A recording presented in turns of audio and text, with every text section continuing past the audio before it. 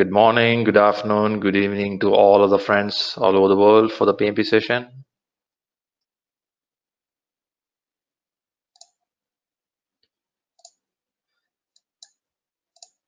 Okay, you're able to see my screen as I'm sharing a screen.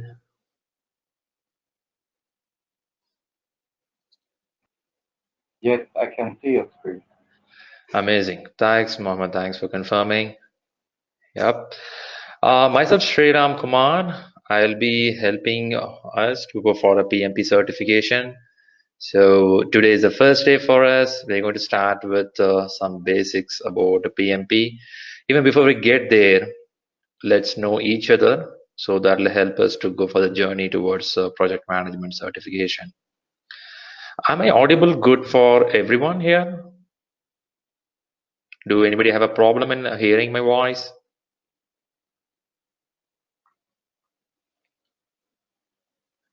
Okay. Right, so let's start listening with each other. So as you see, I'll be the coach for the PMP program as I come with around 17 years of experience in project management. I hold with me a PMP and Agile certification. I'll explain more about what the background I come from and what are the basics knowledge I have. By the way, we can just get know each other, so that'll help us to get more deeper and have a better understanding, right? So can I start with Mohammed? So Mohammed, what is your background and just give a little interest about the PMP? Sure. Hello, everyone. This is Mohammed Al Hajri. I'm from Qatar. Uh, I hold a bachelor degree in project management and chemical engineering as well as a double major, and I do have a minor in MIS. I've been working in the project for almost 7 to 8 years.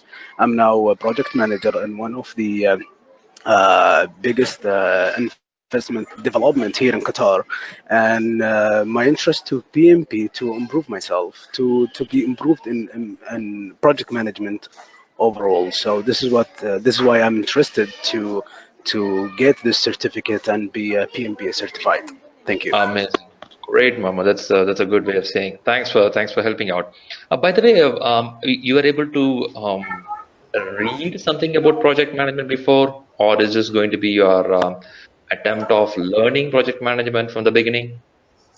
No, actually, I took this course in class back in Okay. 2015 in the US in Florida. Ah, So okay. this is a little bit of refreshment for me before taking the Great, exam. So I great. prefer to go take. I prefer to take this course to Ah, refresh since the course I took was PMP 6. The PMP mhm. box 6, and this is 5 actually, and this one is 6. So maybe there is a little bit differences or a new information that I can learn from this course. Yes, Mohammed. Thanks for that. Of course, you're absolutely right. By the time when you took the course, it could have been PMBOK fifth edition. Now, the beautiful thing of sixth edition is we have the buzzword in the world. You know what is the buzzword now? What is it actually? It is agile, right? What is it? Agile, agile, agile, Agile. right? All right. So that is being incorporated in this new edition. So we are going to learn about agile factors. Mostly agile is being used in IT industry, and predominantly it's being done in IT, and slowly other industries also catching up. Agile is one new methodology of implementing project, which is so efficient and faster. So How what can PMI does is, yeah, Mohammed, yeah? How can you spell agile, please? Agile, A G E I R. Okay, L sounds. E. So if you see here, I hold a certificate PMI ACP, which is Agile Certified Practitioner, which is nothing but making the project to move a bit faster for IT industry. Of course, other industries are coming up, by the way. So we're going to have a little bit knowledge on that as well when you go to the course. Thanks, Mo. That Sure. was a good introduction from you. I appreciate your time for doing that. Thank you. So we'll go to Naima, if you can talk about yourself.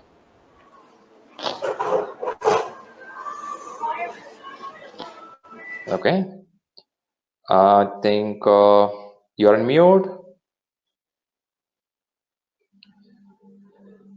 Fine, let's go to next one. We have Rasford Chupa.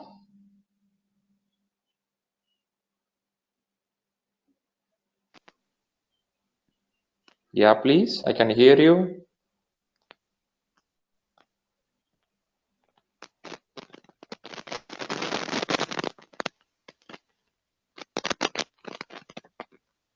Yeah, a little bit adjustments with your mic. Can you try now, Rasford?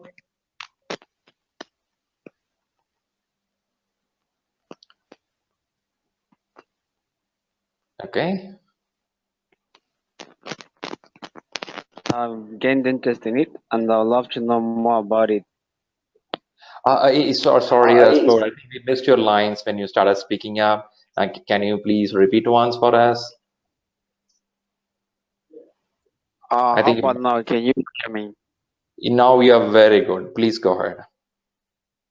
Alright, as I was saying, this is my first time of learning about project management and I've Okay. gained interest in the project and Okay. I'd love to know more about it. Okay. That's good. That's a good ambition. Yeah, we have to. See, well said, Rasford. Yes, there are people who already worked in management. They know by practice. Maybe some people are Okay. 5 years, some people are 25 years experience. By experience, they have Okay. knowledge. For some, it will be very new the first time they enter to learning the project management. So, project management study, what we're going to do now, it's going to touch both who are really highly experienced and also people very new to management. So we're going to go Okay. deep inside and explain every concepts of project management. So good you talked about it, right? Thanks for. So what is the domain you actually work through? If I want to understand your domain where you work. I work in a company called Scripting. It's a Okay. nutrical company. We make fish feed. Can you repeat the last word? Uh, I work in a company called Scripting. It's a nutrical company. We make Mm-hmm. fish feed. Okay, that sounds interesting. Okay. So you manage a set of Yeah. people with you, or you do as an individual person? I am an operator and I'm a supervisor, so I've got people under me. Great. Under That's me. great. Yeah. Okay. Okay, great. Anything more you want to add, Resford? Okay, for now, nothing. Maybe as we go on. Great. Can I call you by Rasford or it should be called by Chupa? Am I pronouncing it right? Both of them, you're pronouncing them correctly. Okay, sounds good. Yes. Thanks for that. Thanks for that. Yeah, we will move to Sydney.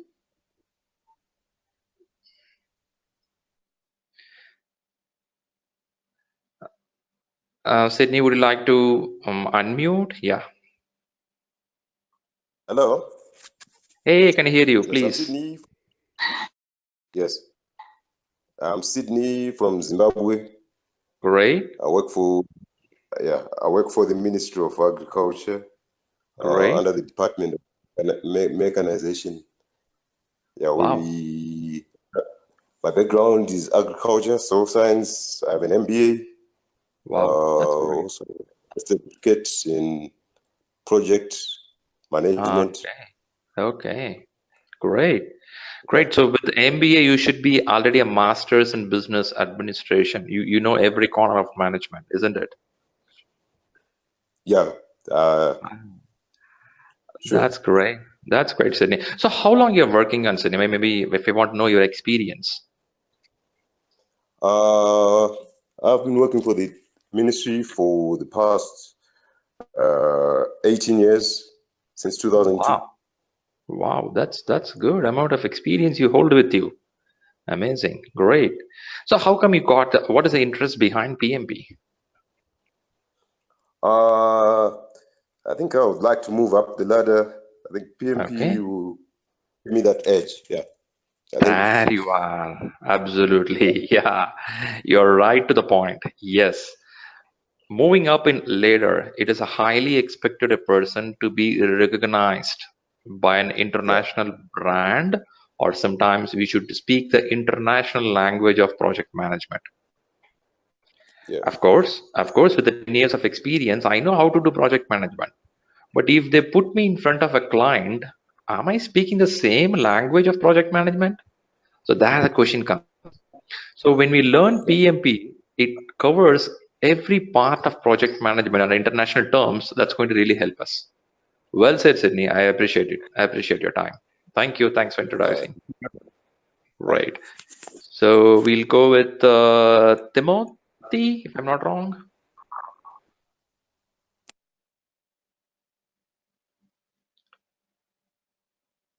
Uh, Timothy Odo, would you like to unmute?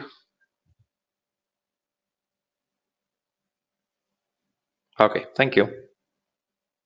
Hello, everyone. Hey, Timothy. Yes, this is Timothy Odo from Lagos, Nigeria.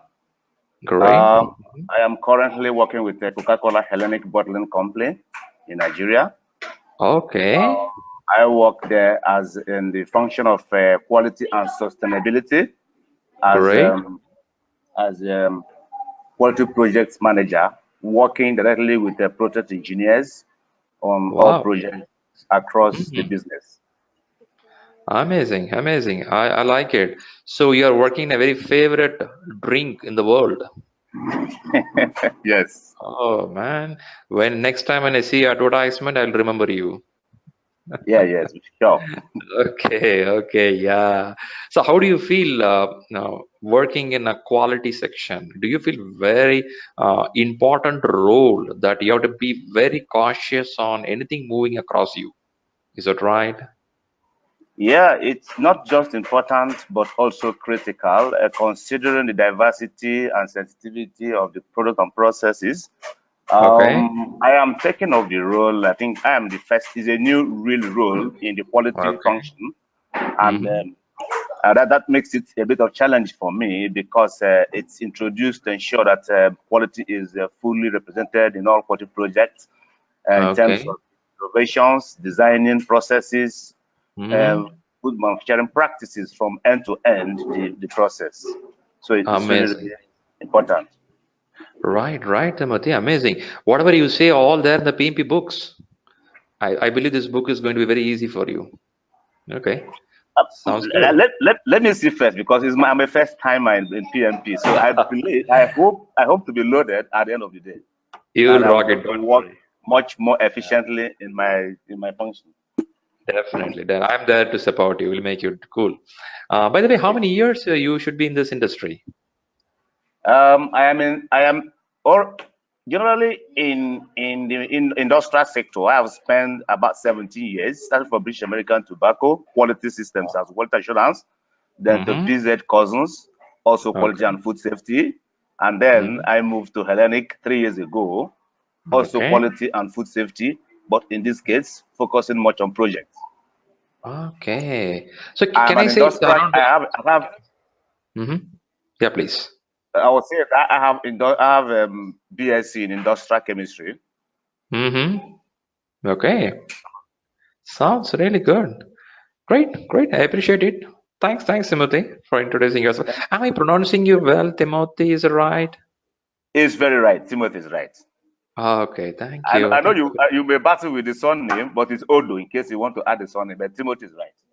Okay. Thank you. Great. Thank you. And yeah, we'll move to Shantini. You just joined.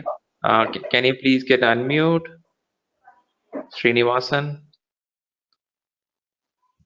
Sure. Um, Hey, hi. Hi, can you hear me? Yeah, very well, Shantini. Actually, what we're doing here is just getting a warm up with each other. We are trying to introduce ourselves and then slowly we get on to the next stages. So just give a little background about you and the interest of PMP. So that'll help me to get a little understanding of the background. Okay. Um, I'm a senior IT software professional and Great. I'm working in a US-based MNC company in India Mm-hmm. and I've been given opportunities to take up leadership roles. So Great. I would like to understand more about the project management concepts, um, and I'm looking forward to see how I can apply that back in my work. Amazing. And That's good. yeah, Mhm. and currently I have actually been as the team lead for um, a team for a couple of years, and it's been like a 30-member team. So Wow. I have, Mhm. yeah, and so I think I would be able to deliver better results if I understand the PM concepts Amazing. well. Of course, of course. Hey, did you say 3030? Yeah. Good. You're running a company on your own. Okay. Okay. I know it's a big deal when we talk about resource management, conflict management. Oh man, lot of stuff there. Okay. Yeah. We are going to touch those topics when you go to PMP Deep Inside, how to tackle the resource factors. Because even though we have technology, even though we have every money in the world, but the people don't work for you, it's going to be tough. Right. Right. Yeah, we're going to understand those factors under a topic called resource management, where we go a little deep and understand how to handle people effectively. So you Right. can deliver the task on time within the budget. So that's a very key factor. Any CEO of the company look out from you. Right. So Right. that's what we're going to see through. Okay. Sure. Anything more, Shantanu, you want to add up? No, I just wanted to see how I can, get a better Hmm. understanding of even planning related. Fantastic. So I think Fantastic. as Of we course. go into the subject, we will Great. be able to Great. take away Great. the important concepts. Yeah, of course, of course. You are in the right place. I will make sure that it goes to you clearly. Amazing. Thanks a lot. Yep. Thanks, Anthony. I appreciate your time. Yeah. I can see Naima. Can you get to unmute? I mean, you can give a little background about you.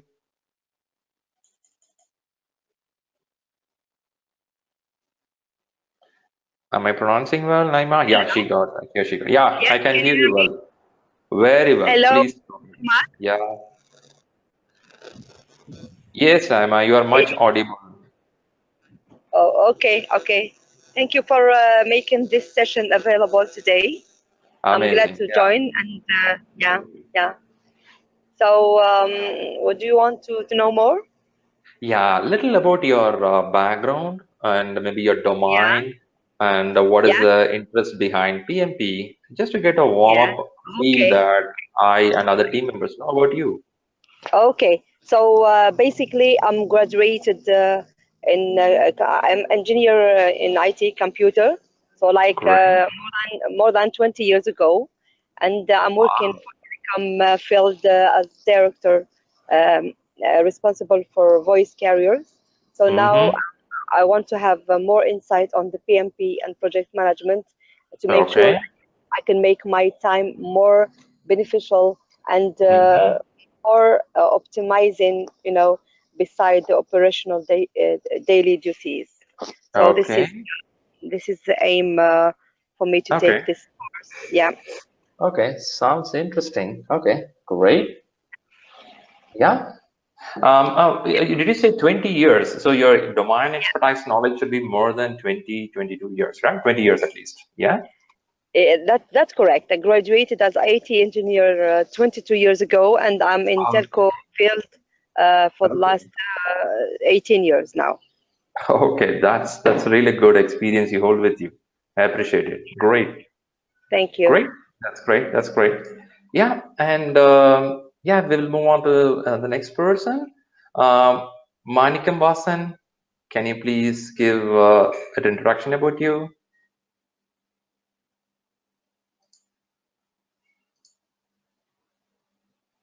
Vasan, can you get unmute?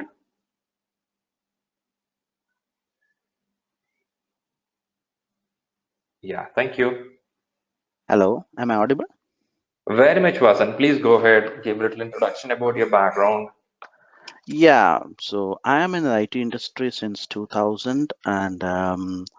I'm working in the US since 2008, so nearly It's 10 years in US, and I Great. have a team member of 25 people working for a financials company called CUNA Mutual Group. So Great. this is my, I think, sixth or seventh different companies and 9 or 10 different clients. So I have a CSM, and I've graduated from Master of Computer Applications and I'm Tech in Information Technology. So I Okay. just, as somebody said, it's just to grow up in ladder. So I thought of attending this PMP and to understand how it helps to clear this exam. Yeah. Very good. Well said. Well said. Of course. Of course. See, whenever we come for a certification or a learning process, it is always one step ahead than what I am yesterday. So that's how we look into things. And this is not the only thing which is going to make you a better person, because already you have a good amount of experience, and the certificate is going to make a stamp that, yes, I hold this knowledge with me, right? That's how it's going to be. Yeah, Great. that's what I heard, because the actual experience, to be frank, to actual experience, people say, and what I have heard is doesn't allow us to pass the exam, but it's something else in PMBOK. So I thought of understanding what it is different from what we actually work. Because the answers which I try to answer, I have tried few answers, but it's different from the one which is correct one as per PMBOK. So I just want to know how it is different. Yeah.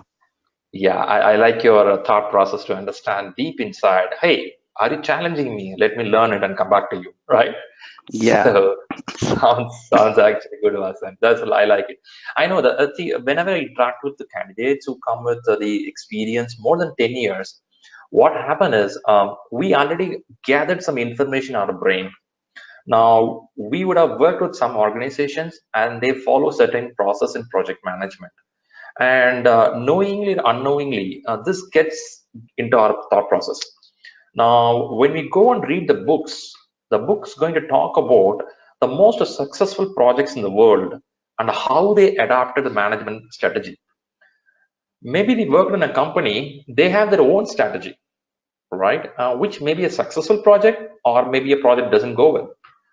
Now we come with that thought process and look at the books which shows the strategy of winning projects.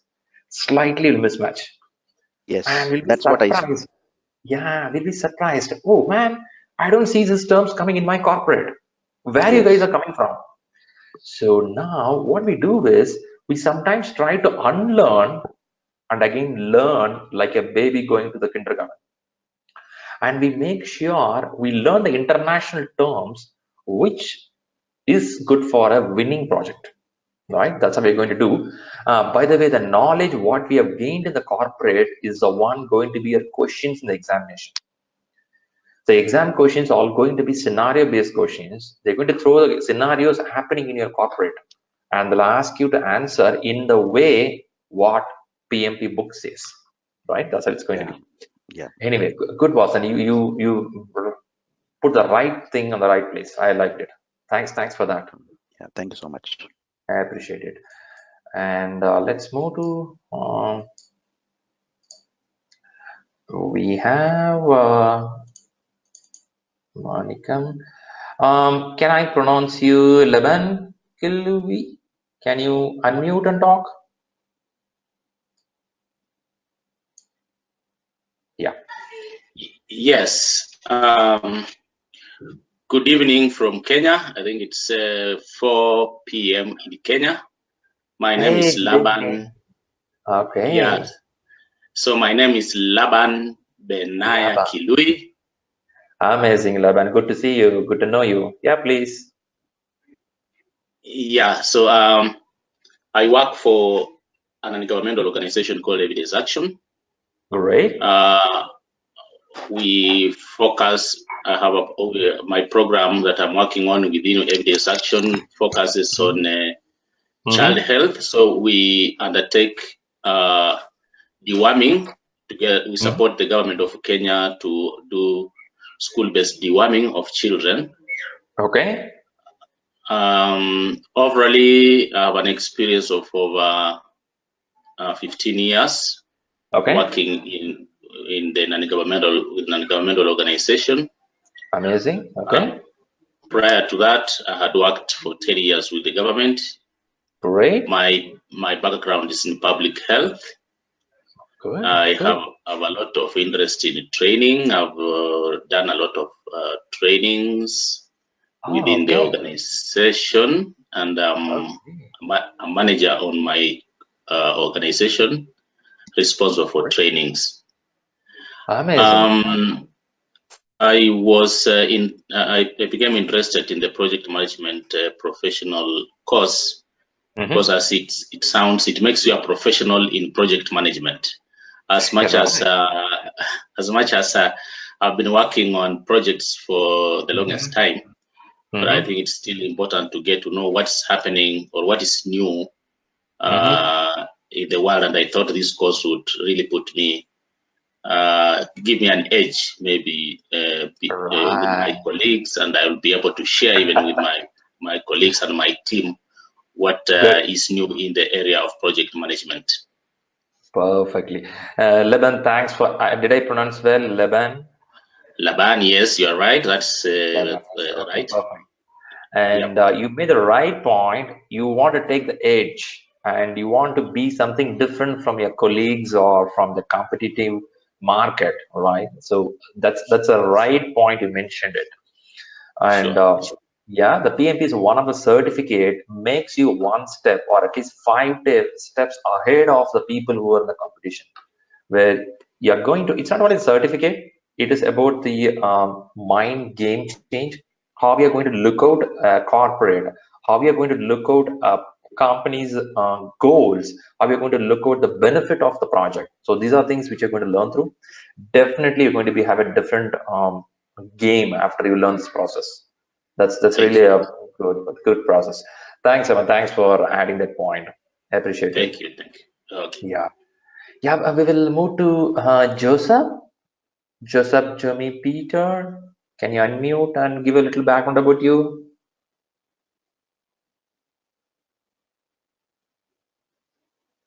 Yeah.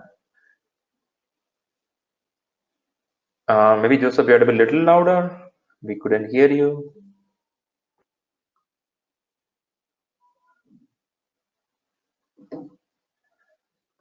Okay. Joseph, sorry, we couldn't hear you. I know you're on mute. Yeah, some volume is coming up. Can you try it now?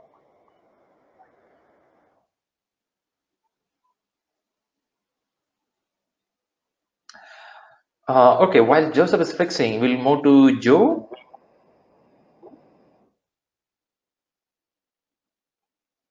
Joseph, it seems there is some disturbance in your headset.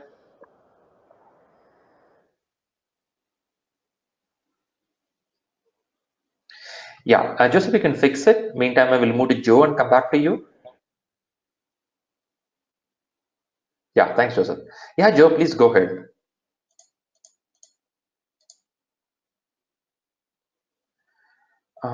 Joe is not there. Okay. So what we'll move is we'll move to Hope Chikamo.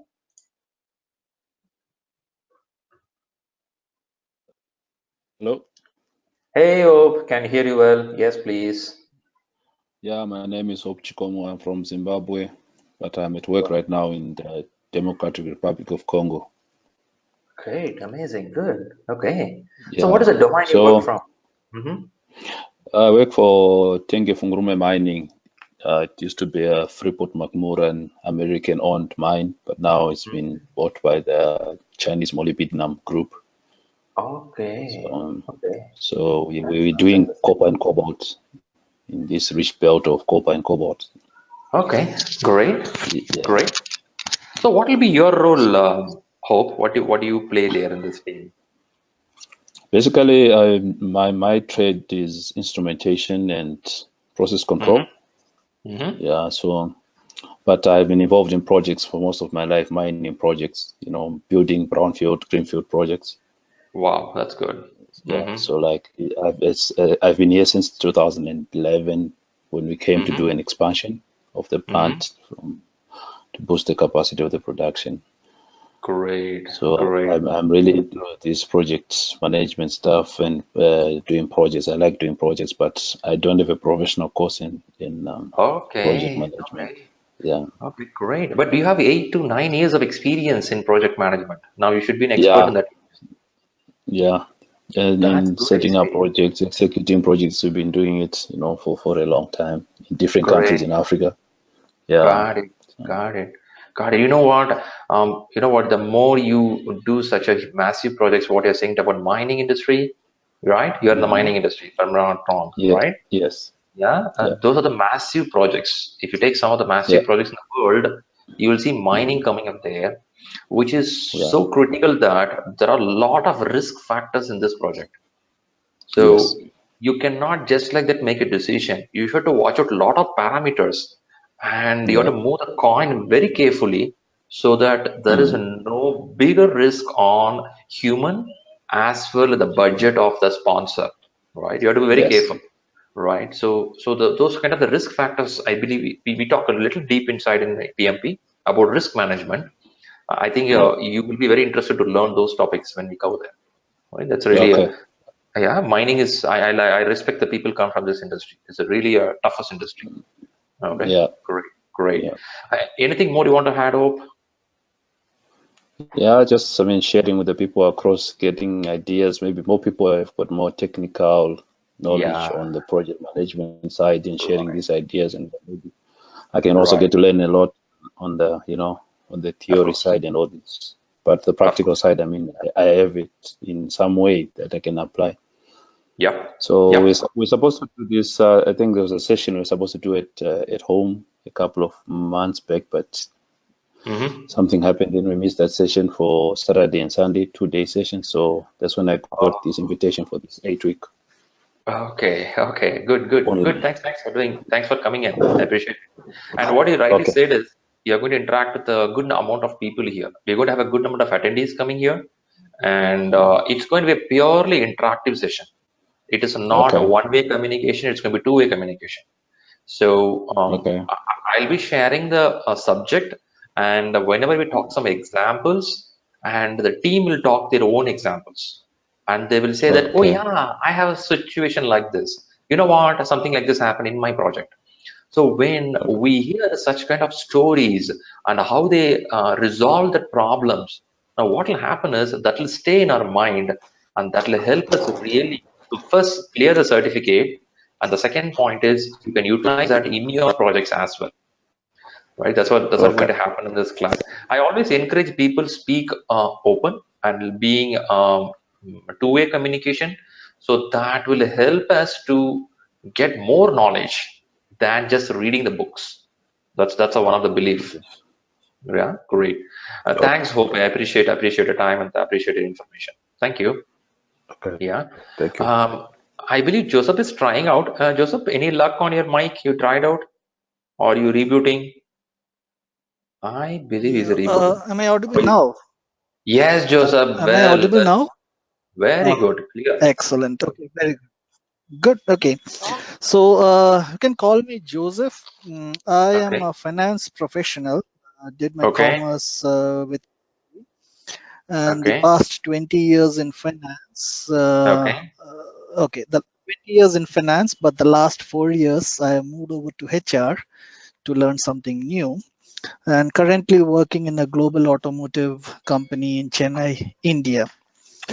The intent of participating in this course is to learn something new, to find out something new about the latest qualifications and knowledge Okay. levels in the market. Mm-hmm. Mm-hmm. Thank you. That's really interesting. I appreciate it. Thanks for that information. I appreciate it. Great. Thanks, Joseph. Thanks for fixing your mic and coming over again. Thank you. We have Joe. Joe, did you like to open up?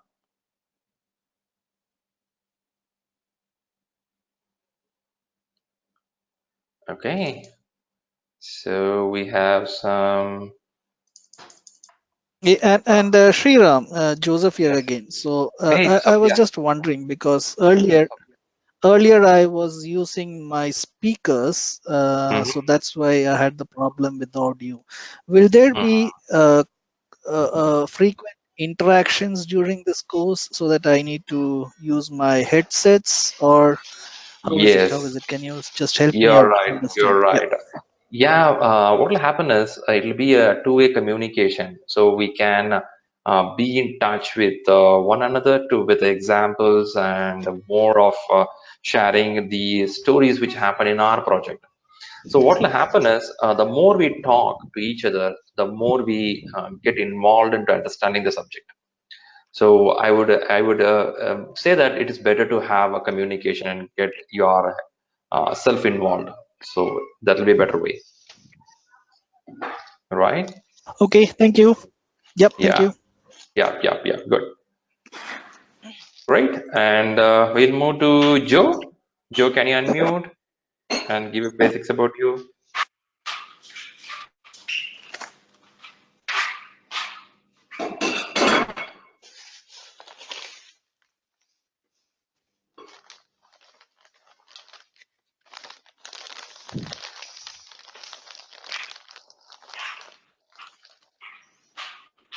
Okay, I believe Joe's busy. We'll go with Fareeda Shekhar. Can you please give your basics? Hello, I'm Fareeda Shekhar. Hey, I'm the Fareeda. Yeah. CEO of a company called Smart Globe, specialized in solar energy, low voltage solution, automation, fiber optic and telecom, and data center design. My background, originally, I'm electronic and telecom engineer. Graduated from Alexandria University in 1997. And during the last 20 years, I was working in one of a UK accounting firms and consulting called Baker Great. Tilly. It's ranking 8th worldwide. And up to now, I'm also a partner in this firm in Kuwait as an independent member in the network, handling the consulting division. Underneath of it, it's department, and each department has projects with the clients. Varied between project management, IT and technology consulting, management consulting, accounting consulting, assurance services, tax, and all of these. For the last 3 years, I diversified from this field as a consultant to the real implementation from engineering perspective as a founder of the company. And currently, I'm juggling between both as a partner in Baker Tilly as well as a CEO of the Smart Globe.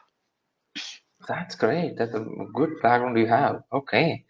So you have any studies about project management happened for you deep inside? Definitely during the MBA, it was a lot of topics related to the project management. Hello. Yeah. Hello. I attended a Can you couple hear of me? courses. Yeah. Sorry, I think someone was trying to talk. Is it Esmeraldo? I think we can hear you. Can you please hold a minute so that the other person complete the introduction? In the life cycle of the career, I attended a lot of courses in Prince 2 in project management based on PMI standards.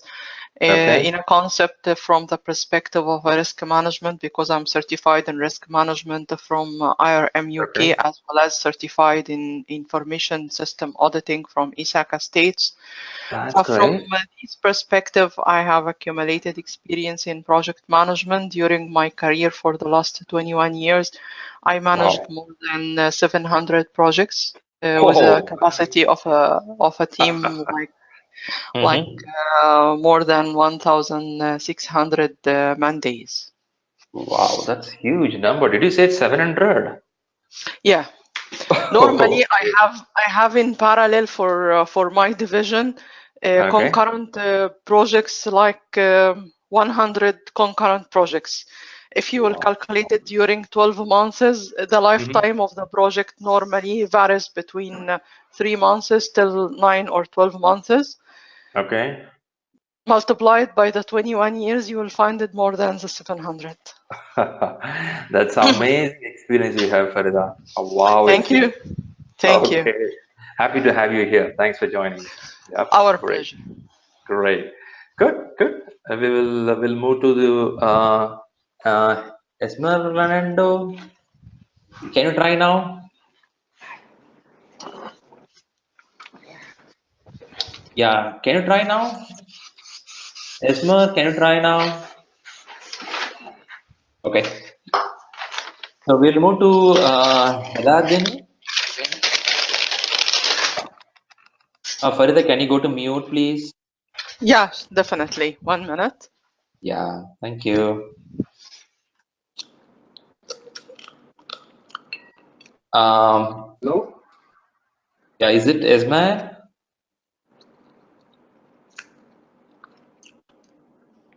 I think he's having some problem in his connection. So we'll move to Elhamdin. Can you get to unmute and give a basics about you? Hello?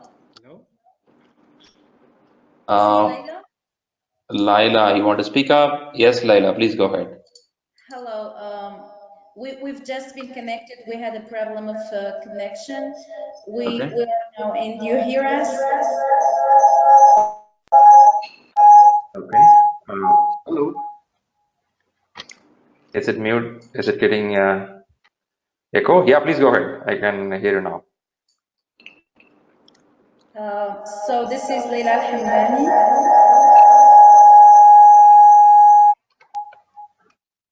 Maybe someone has to mute it. Hey, maybe Rashid and Eladdin in the same place? Yes, we are in the same room. Yeah, then one has to mute it. Oh, we need to unmute one. Now make one person mute so it will be good for you to hear because it's echoing out for you. Great, you did it. Great. Yeah, now go ahead. Rashid, you can start with.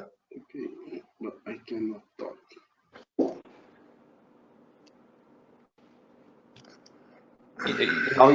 Now you both are mute.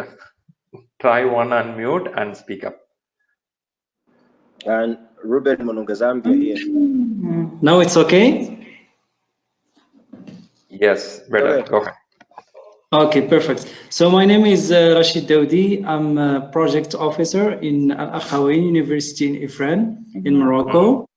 It's a higher education institution, and we are working with a special center for sponsored projects. It's a pleasure for us to join this online training, and also so sorry for this delay because with the internet, and now it's fixed. No problem. It's the first day. That's how it will be. Don't worry about it. So after which you can be in a listen mode, and whenever needed, you'll open up and talk. So first day always it will be a little tougher. So even if you have some trouble, don't worry. We are here to support. And thanks for giving the introduction about you. And shall we hear from what's the other person name? Sorry, I missed out. Laila? Laila. Yeah, Laila. Please go ahead. Yeah, I'm Laila, project manager of the School of Humanities and Social Sciences here in the university, the same university as Rashid's. I'm dealing with student programs, the academic programs, and of course, I work on completing some projects from time to time, and it's the first time I'm attending these kind of trainings. So we hope that it's going to be, of course, efficient and rewarding for the way we deal with our, projects. Yeah. Okay. Yeah. Sounds good. I appreciate it. And you have interest towards certification as there is an expectation from your work nature as well, right? Yes, both of us. That's great. Good to know. Thanks for your time. I appreciate it. So thank you. Yeah. Once we are done with the introduction, if you don't mind, go for the mute so that the next person can come online and speak up, right? Yes. And the people who are joining, keep your webcam in a hidden mode, right? So when you come up for a speak, mic is enough. I have switched on my cam so that you can look at me, because sometimes the face expressions will help you to understand what I'm trying to say. That is the prime reason I put my cam on. If anybody feel very discomfort about my webcam, I can switch off. Right. Okay. Saying that, let's have someone to introduce yourself. Rather, I am calling the name. Someone can come up and tell your name and a little about yourself. Yeah. Okay. My name is Ruben. Hey, Ruben. And I'm joining you from Zambia, from a city called Kitwe. Okay. I'm working for a company that is a private utility. Okay. And in the business expansion projects department, I am the senior engineer for projects. And currently a project manager at one of our projects where we connect to one of the clients who's got an electric generation station. So it's the first time to join here, and a workmate recommended, and thank you very much. Welcome, Ruben. I have my close I think that's about it. Yeah, my close school friend name is Ruben, so I can remember you well. Okay, great. Thanks, Ruben. I appreciate it.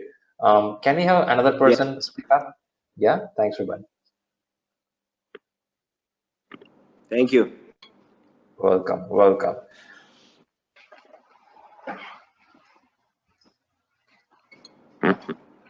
Yeah, please go ahead. Anybody would like to introduce quickly? We have another 5 minutes for the introduction. So after which I'm going to start with what we're going to do actually. So just give your introduction, and if anybody be missing out, no issues. They're going to stay for a bit longer duration together, so we will get to know each other well, right? So I don't want to just put you on introduction itself. Rather, we get into subject and we want to know what it's actually all about, right? So that's how it is. So we'll go 2 people introducing now, after which I'll get into what we have to talk. Hi, this is Ritu. Hey, Ritu, please go ahead. Yeah, so this is kind of around 14 years of experience for me. It's a very diversified experience, you know, starting from the development to the quality assurance, then automation, and now into the management, project management.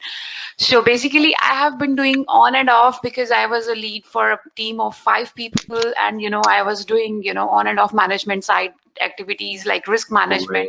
Somebody talked about, you know, having issues with having the challenges with risk management. That's what I was hearing about, and I am facing the same kind of thing here. You know, there are different kind of those techniques like FMEA and all that stuff. So basically, my whole intent to join this training is definitely to understand the topic well into depth, and definitely then go for the certification. True. So that's all about it. Yeah, Ritu, you're in the right place. And yeah, we talk about risk management as one of the knowledge area in PMP, and it talks about how the risk is being identified, how they rank it, and how do they give the mitigation plan, right? See, as a manager, we are expected to not to say the problem. The management looks from us, what is the solution you have? All right. So I cannot go to my CEO and say that, you know what, work, and the CEO will throw me out. Rather, I go and tell them that, hey, there was a problem which we anticipated and it is being fixed, or we have a solution to fix it. So that's what the top management look from us, right? So rightly said, Ritu, we're going to talk about it. However it is, when the topic comes up, I would recommend the people to come up with their own experience, what happening. That really is going to help us. That's what they're going to learn, right? Yeah, Great. sure. Yeah. Thank you. Great. I appreciate it. Thank you, Ritu. So we will have one more person introducing, then we will take back to the subject, what we're going to talk. And then meantime, when we'll walk through, you can now open up your mic, tell your name and introduce and start speaking about the questions, what you have, right? That's what we'll do. So shall we go with the one more person? Anybody want to jump in and say, hey, hi, this is me, kind of? Hi. This is Yes. Obed Chishala. Hey, Obed. Yeah, please. Yes, I'm joining you from Zambia. I work for Copper Belt Energy, the same company where Ruben is working. Great. I'm an electrical engineer by profession, and I've been working as a power system engineer for close to 20 years. Then the last 4 years, the company took me to manage one of the projects where we are building a substation with we had subcontractor and EPC contractor. So for the past 4.5 years, I've been managing that project, which was completed, and I moved on to build another substation. Great. So I've joined this session so that I can learn the theory part of it, of being a project manager, after having practiced and managed somehow to successfully 2 projects. Yeah. That's good. That's good. Great. Thanks. Appreciate it. Right. Great. Okay. Yeah. Yeah. So what we do is, I know there are a few more people to be introduced. So at the same time, we have to start things because we are having a little more to cover up for giving a basics what we are going to do. And before that, we'll make some little things clear enough. I believe the audio is good for everyone, as you can hear me well, clearly, my pronunciation and my volume. And one I'm seeing a person couldn't hear well now. Esmer, are you good now? Yes, I am good now. Fantastic. Fantastic. Thanks for confirming. And also I may keep my webcam on. It is just to give my face expressions to you. Communication goes through understanding the face expression, right? So it is very vital. That is the primary reason I keep my camera on.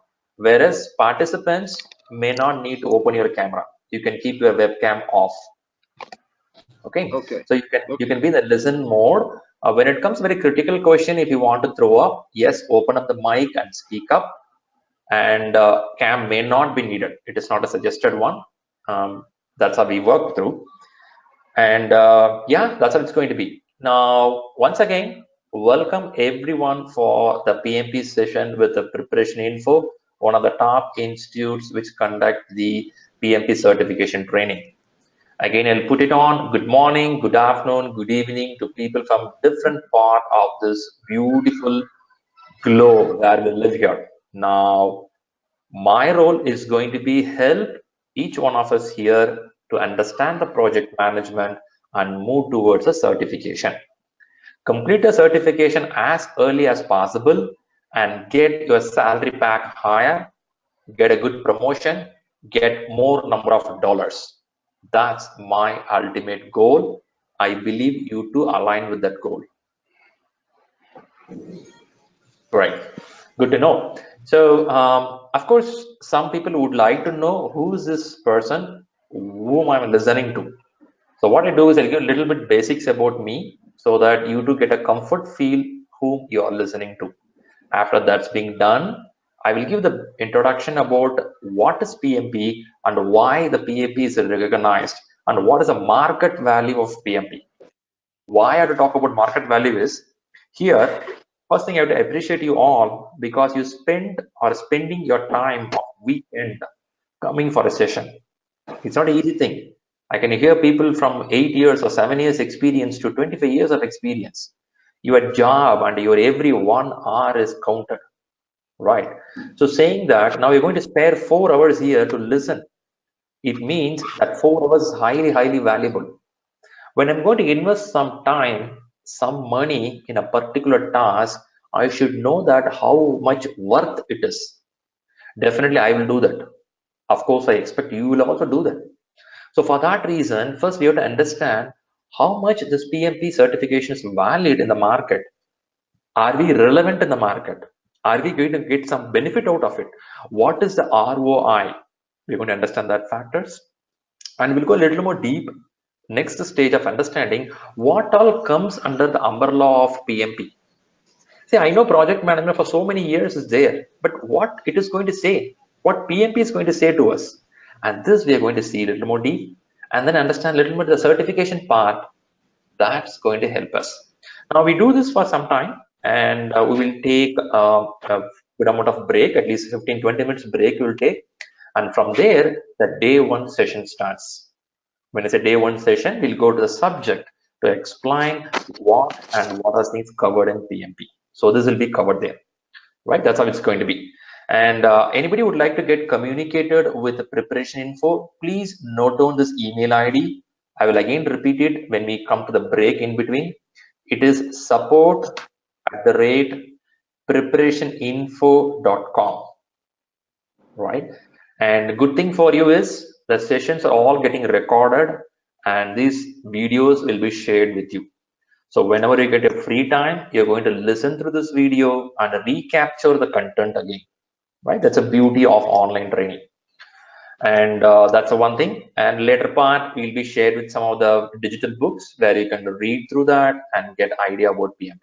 For PMP, there is no worry for material. There are tons and tons of material in the world now. The only worry is how much dedication we are going to show to learn it and complete the certification. That's where the point is. Saying that, what I'm going to do now, I'm just going to give a little base on agenda.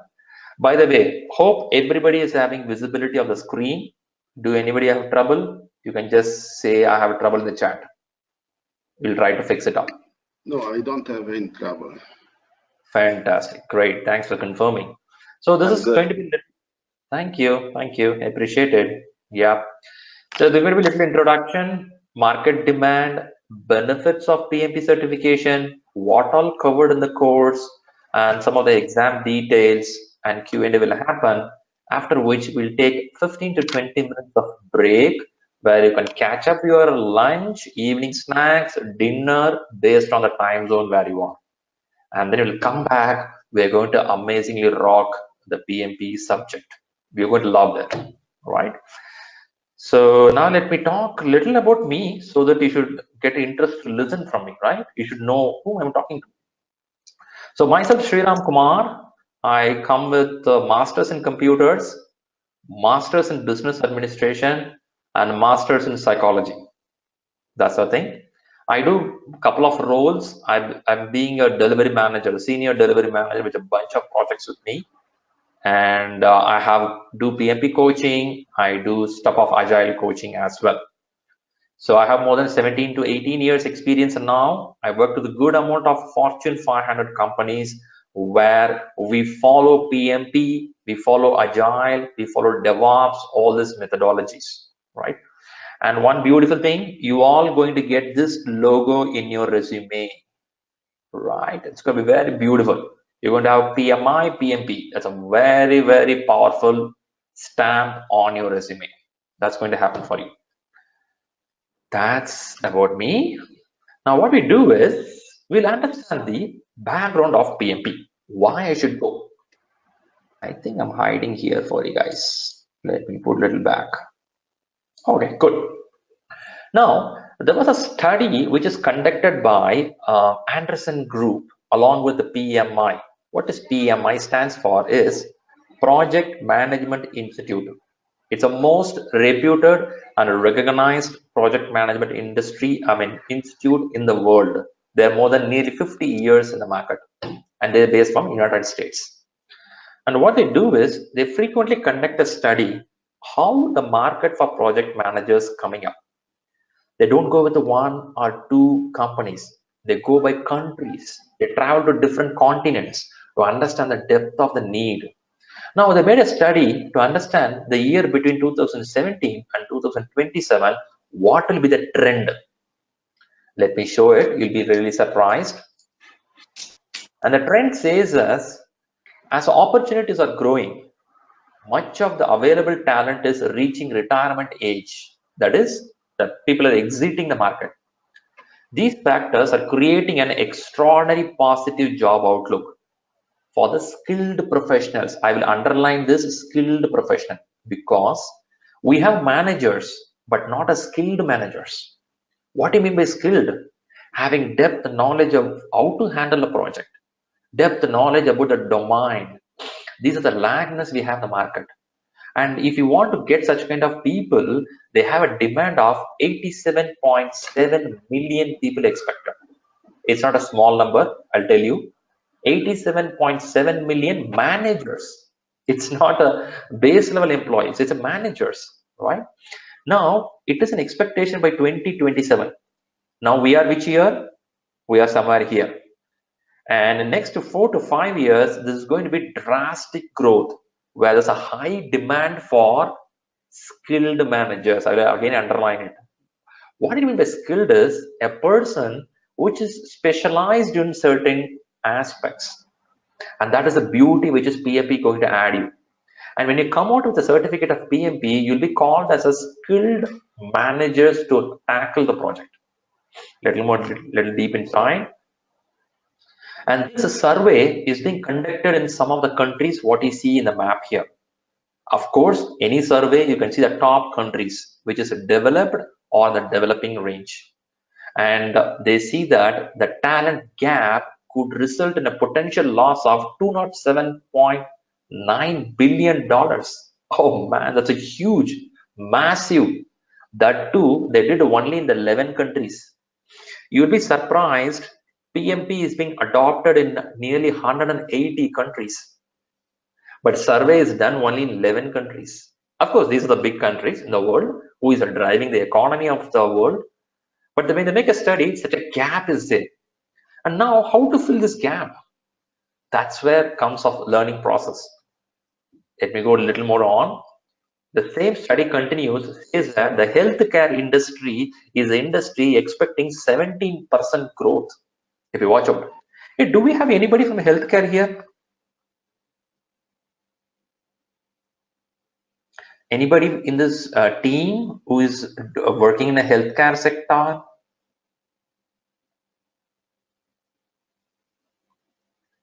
Okay, I believe nobody there. Right, so healthcare is the most booming now, and that has a huge expectation. I used to work. Okay, thanks, Kashraf. I appreciate it. Healthcare is one of the top industry now booming up. I know healthcare. You know why healthcare is booming up? Human stuff is in a different way, where health is becoming a big problem. Now coming here, there are some more domains. Of course, some of this domain will map with you. Look at the pictures here.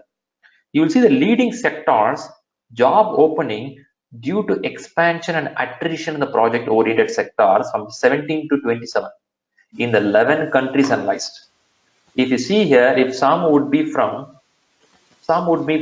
manufacturing or construction, they're expecting 9.7 million alone here. You may be from services sector, 5.5 million, finance, 4.6, and you have management and professional, utilities, oil and gas. So these are some of the big areas that the study has been done, and they found there is a high demand going to be there. Okay, this is all from the study coming up from the group called Anderson Economic Group. If you've not heard about them, just Google them. They are the top analyzer and stats provider in the market. Right? There's a well-recognized institute. It's not a normal institute. It's a big group, Anderson Group. And they, along with the PMI, made this analysis.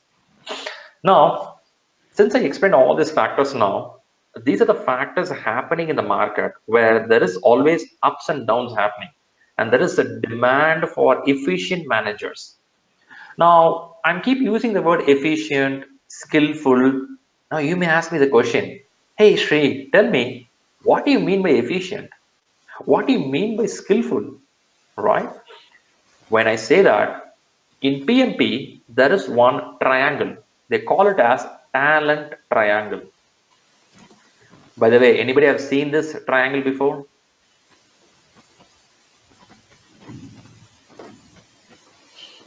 Okay. No? Okay. Let me take it on this point to explain you what you mean by the efficient managers or efficient leaders. No problem, and be along with us. We just started, right? Happy you pinged me. Thanks for that. Thanks for joining. Just listen through. We'll get on connected again. If you're not speaking, you can go to mute. You can keep your webcam off. You can be in the listen mode. And when you want to open up a topic and speak up, unmute and speak yourself. So until then, please go to mute mode. Okay, let's get to this part. Now, I keep saying that PMP is highly demanded. PMP is well recognized. PMP is the one going to say a skillful resource. Now, what is skillful resource? Let's understand 3 parameters.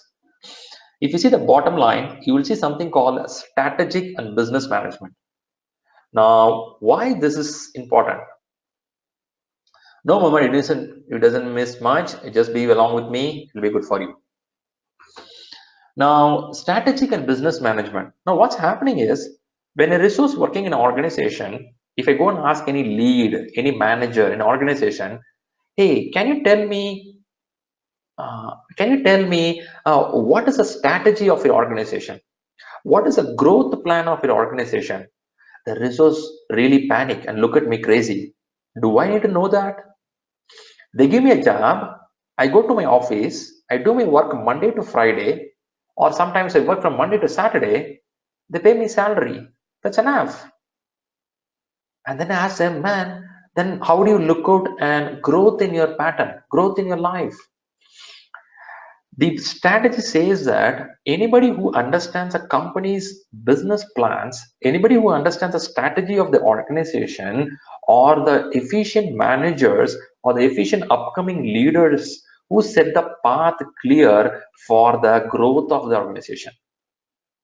Every organization has top 5 strategies on every beginning of the year. I believe your organization will also have something like that. If you go to the portal of your company, if you go and ask your senior most leadership team, they will tell that 5 top strategies. Increase the share value of the company could be a strategy. Selling 100 items, selling 100 million items can be a strategy. Getting goodwill of the people in this country so that my market value goes high can be a strategy. Increasing the happiness of the employees in the company could be a strategy. Yeah, there are a lot of strategies. What will happen is every corporate will set top 5 or 10 strategy at the beginning of the year. And that strategy is what converted into project. And that project is the what going to give the results back.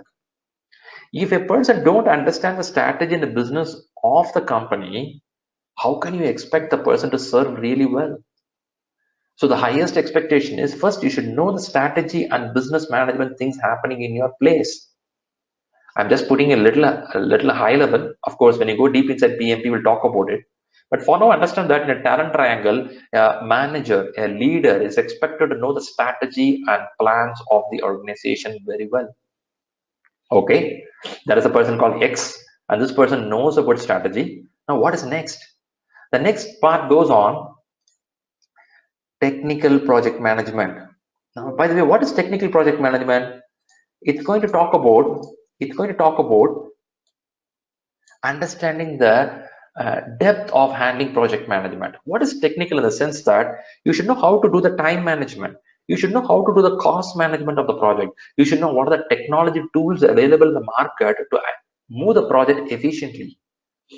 You may not go to the groundmost level to do the technical stuff, what your technician, what is your base level resource doing. No, that's not technical project management.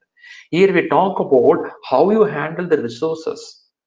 It can be human resource or it can be material. How efficiently you handle it. What are the tools and techniques you utilize in the market? One of the techniques would be of conducting efficient meeting. If it is IT industry, they use something called Jira. Jira is a software to record all the requirements. They do that. If you go to non-IT industry, they may use a ledger books. They may use some other software. They may use some other board to record all the information. Right? Yeah, could be tangible, intangible resources. Yeah, could be. Thanks for adding it. Now, these are the things, how you efficiently utilize it. Now, when you know the strategy of the company, business management of the company, now you are in a position to utilize the techniques available in the market efficiently. Now, that's expected from the manager or a leader. Now, the Mr. X, whom I said, has strategy with him, business knowledge is with him, and this person also has a technical knowledge. But one area where I see many people suffer a lot, that is called leadership path. I know personally some people who have more than 15 to 18 years of experience, but they still work as an individual contributor. They call them as IC. It is not willingly they do that. They have been sometimes forced to do. The reason being said is the person is not handling the human resource properly. We don't see a leadership ability from this person. Of course, I agree this person is so technically sound. The person is so good in what they do. But when I put this person with another human being there to do the work will not happen. There could be some conflicts. There could be some misunderstanding. There could be some lack of interest in the work. Now, leadership is one of the area which is little tougher in the sense you can also learn it and also you can master it, but doesn't come just like by birth. We have to practice it. And now, why I put all these 3 points together is it is called as a talent triangle. They call it as PMI talent triangle. And this is a very important skill, this 3, understanding in deep inside, and then you execute it in the project day in, day out. I'll tell you, all your leadership team is going to look at you. This person is something special, and this person knows the strategy of the company. This person knows the technical factors of the company, and this person does the leadership abilities. And I'll tell you, you will be the topmost manager, topmost leader, topmost lead in your organization. You go to any books of management, they will talk these 3 factors in a different words, but at the end of the day, this is what the expected goal for being a leader or a manager, right? Now, why I put all this information is, I'll just go back to a couple of slides to show you, right? And yeah, a couple of slides back, I'll show you there is an expectation that they expect us skilled project managers, which is around 87.7 million expectation is there. And some of my friends, when look at the stat, they say that, oh man, there is 87 million expected. So anyway, I'm going to get a job. I'll tell them that, guys, don't think like that. 87 million of skilled project managers. You and me will not get a job if we don't really know what it means by talent triangle. You may be expert in strategies, but if you don't know leadership, you will fail. You may be so good in leadership, but you don't know how to handle the technical factors. You may fail. Of course, I'm good in technology, technical factors, I'm good in leadership, but I don't know where is my company moving towards. If I ask one of my friend in working in X company, hey, can you tell me what is the strategy of the company? Where your company is planning for next 6 months? This guy is surprised and looking at me. Do we have a strategy in this organization? You'll be surprised to know many leaders don't even know they have a strategy for the organization. To be honest, any organization in the market will definitely have some strategies. If we don't know the strategy, we don't have a path where to drive. And these are the skillful factors expected from the leaders, upcoming managers, upcoming leads, and whatever tag you call in an organization, right? And this is called talent triangle. And this is going to be one of the key factors to be explained in PMP. Anyway, this is one of the things I'm just putting up. There are a lot more factors to be covered. I just pass a little here. Do we have any questions up to this? I'll try to help to understand.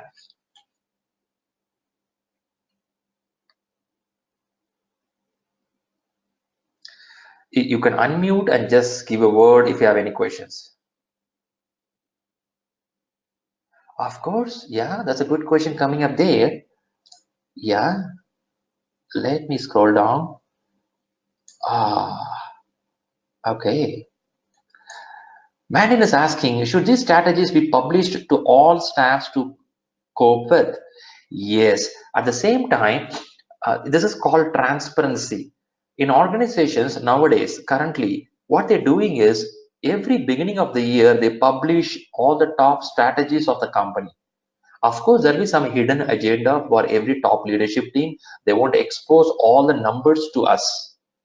They will expose what are the plans for this year, which we have to follow, right? So only when you work with the top recognized strategy of the company on that year, your budget will be faster.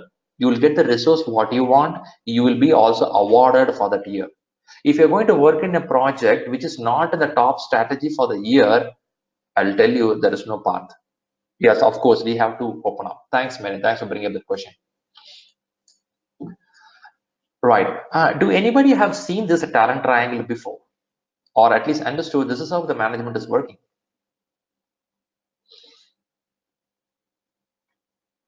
Okay. Mohammed is saying yes.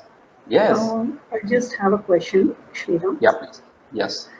In this triangle, we have the technical project management piece and the strategic and business management piece.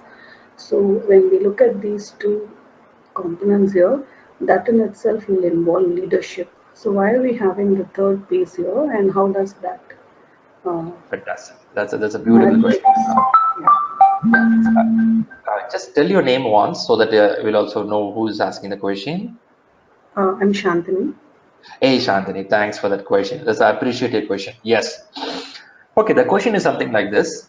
You're showing me something called a strategic and business management. You're showing me something called technical project management.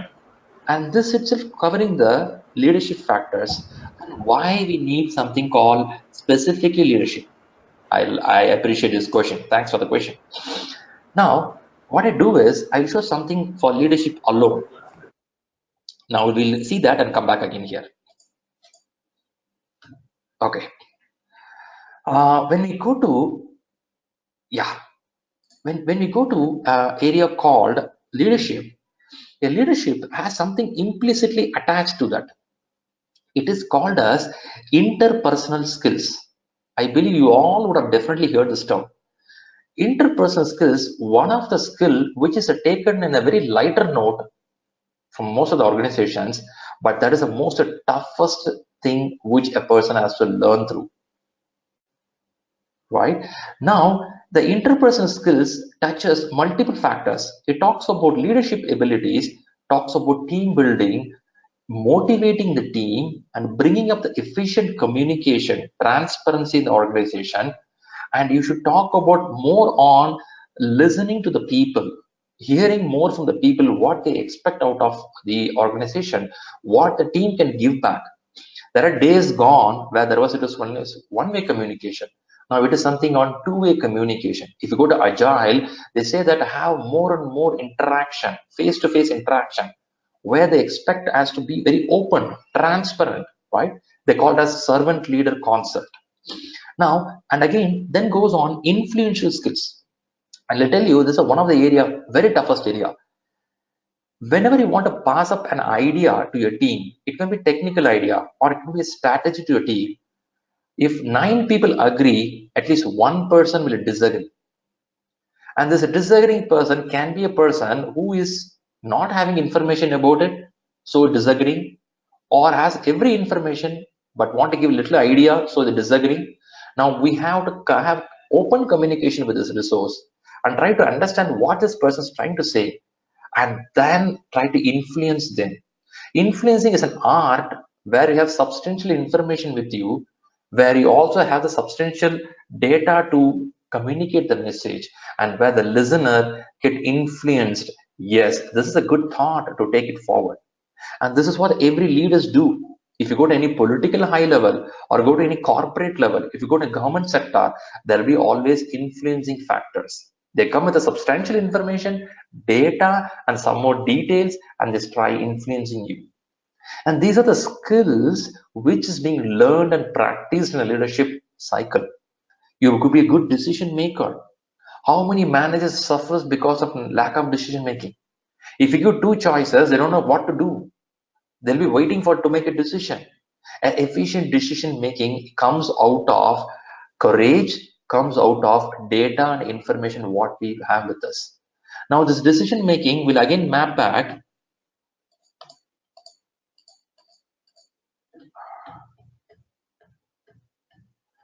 Yeah, if you want to be a good decision maker in leadership, you should know the strategy of the company. When I say strategy, your organization's patterns and plans for this year, what is the growth going to be? A person more efficient on the strategy, the person more efficient on the business plans would be a good decision maker. Now the technical factors talks about how you're going to make the cost factors, time factors, procurement factors, risk management, And you talk about how to do the communication management, and this is all going to be technical project management to move your project from state 1 to state 2. Of course, that's also part of leadership, but beyond that, there is something which I showed now, the interpersonal skills, where you be part of the team and also you help the team to move forward. You know, the team, when you work for at least more than 2 people, definitely there'll be little conflict coming up in the team. You can handle a robotic process, you can handle something on softwares, but when it comes to handling people, it is something little complicated. You cannot expect everybody will be the same wavelength. Each one with different wavelength.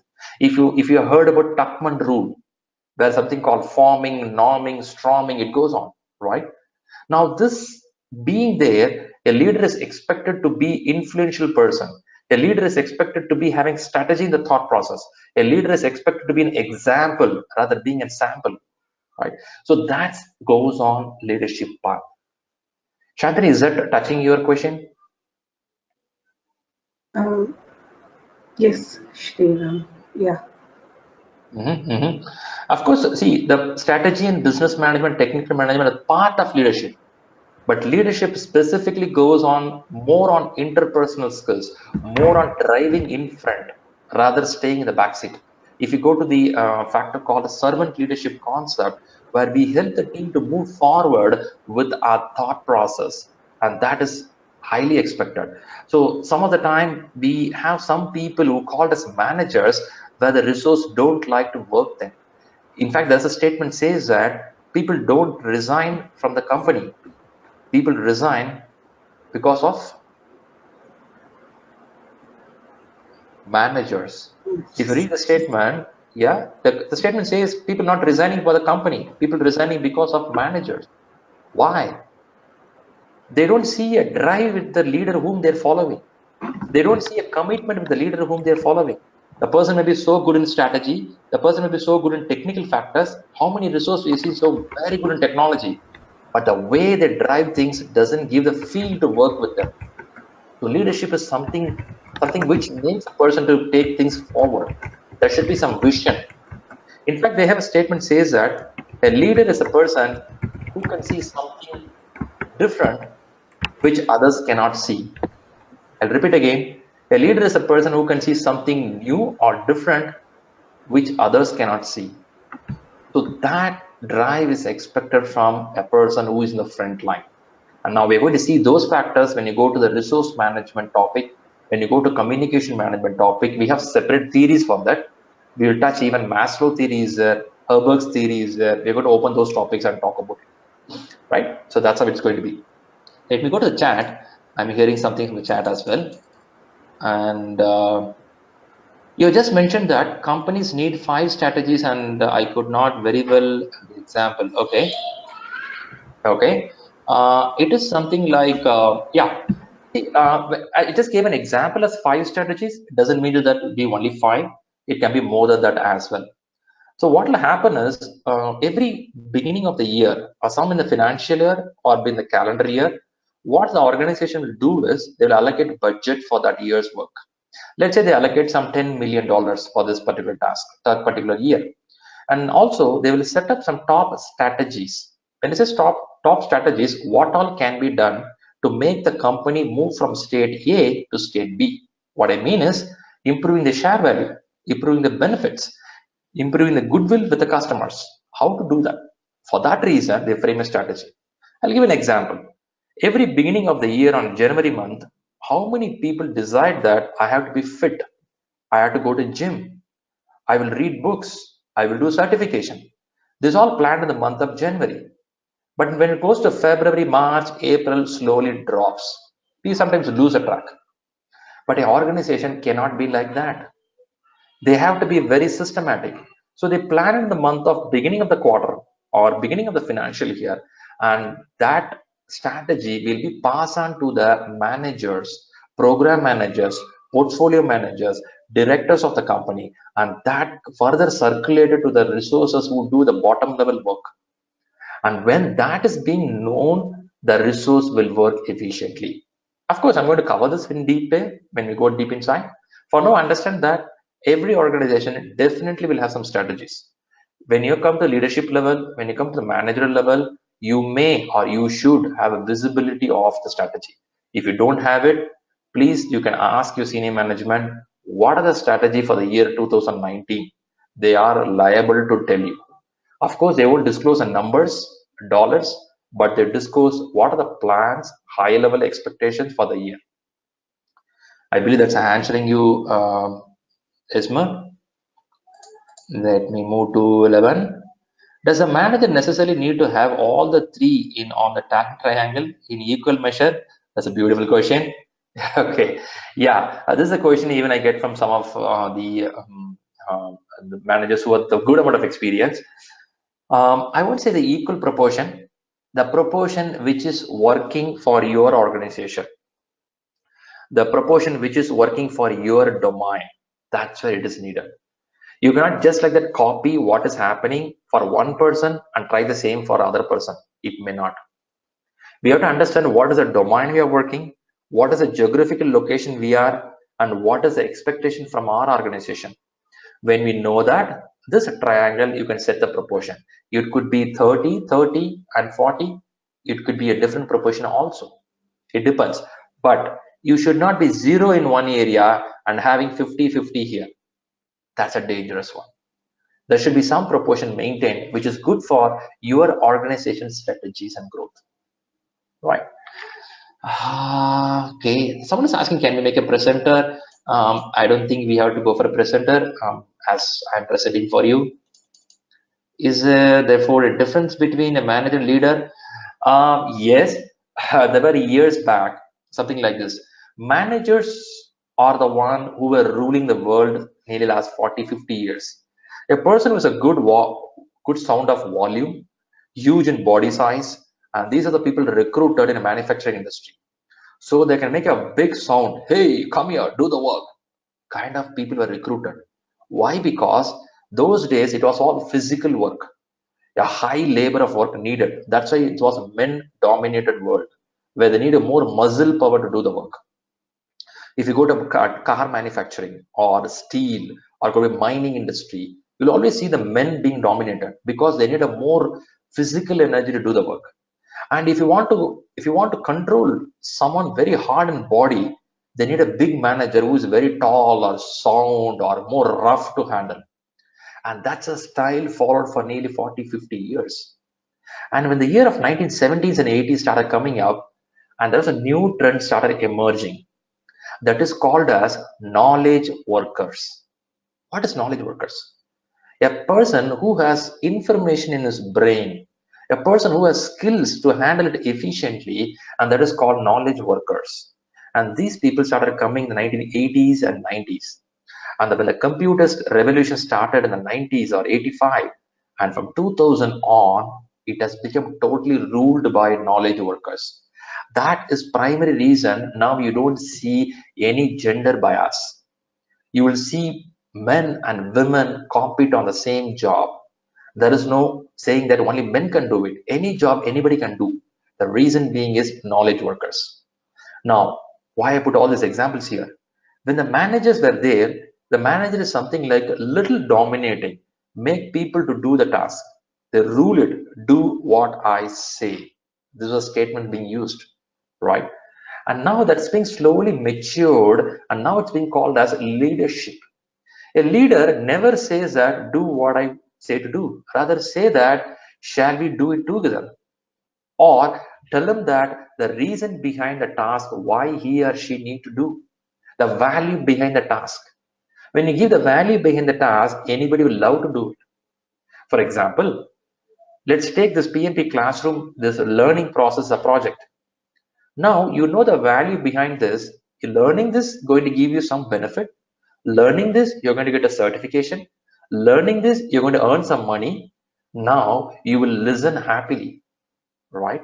So when this is being communicated to a person, they do it. There were days where managers don't communicate anything. They will ask them, command them to do it. And now the leadership path is expected. But again, for your question, Lebon, there is an expectation that you should have little managerial skills with you and higher leadership skills with us. Because you cannot all the time bend down, which will not work. Sometimes we have to follow the managerial path also. So it's a combination of both managerial and leader. I believe that makes a little information to you. Right, I have other question. Ishikyu Namdar, can you make me the presenter again? Okay. I don't think we'll have to make a presenter. Is there any specific reason you're looking to be a presenter? Because presenter is the person who is going to give the slides and information. I believe it's not needed. If you have any questions beyond that, yes, we can open up. Okay. So, thanks for the explanation. Great. Thanks, Lebon. Great. And yeah, what I'll do is I'll move a little more to the next one. If there is any question, I will wait for another pass for next 5 seconds. If you have any questions regarding why there is demand for PMP and why a manager should be expert on these areas. If you have any questions, I'm happy to help you.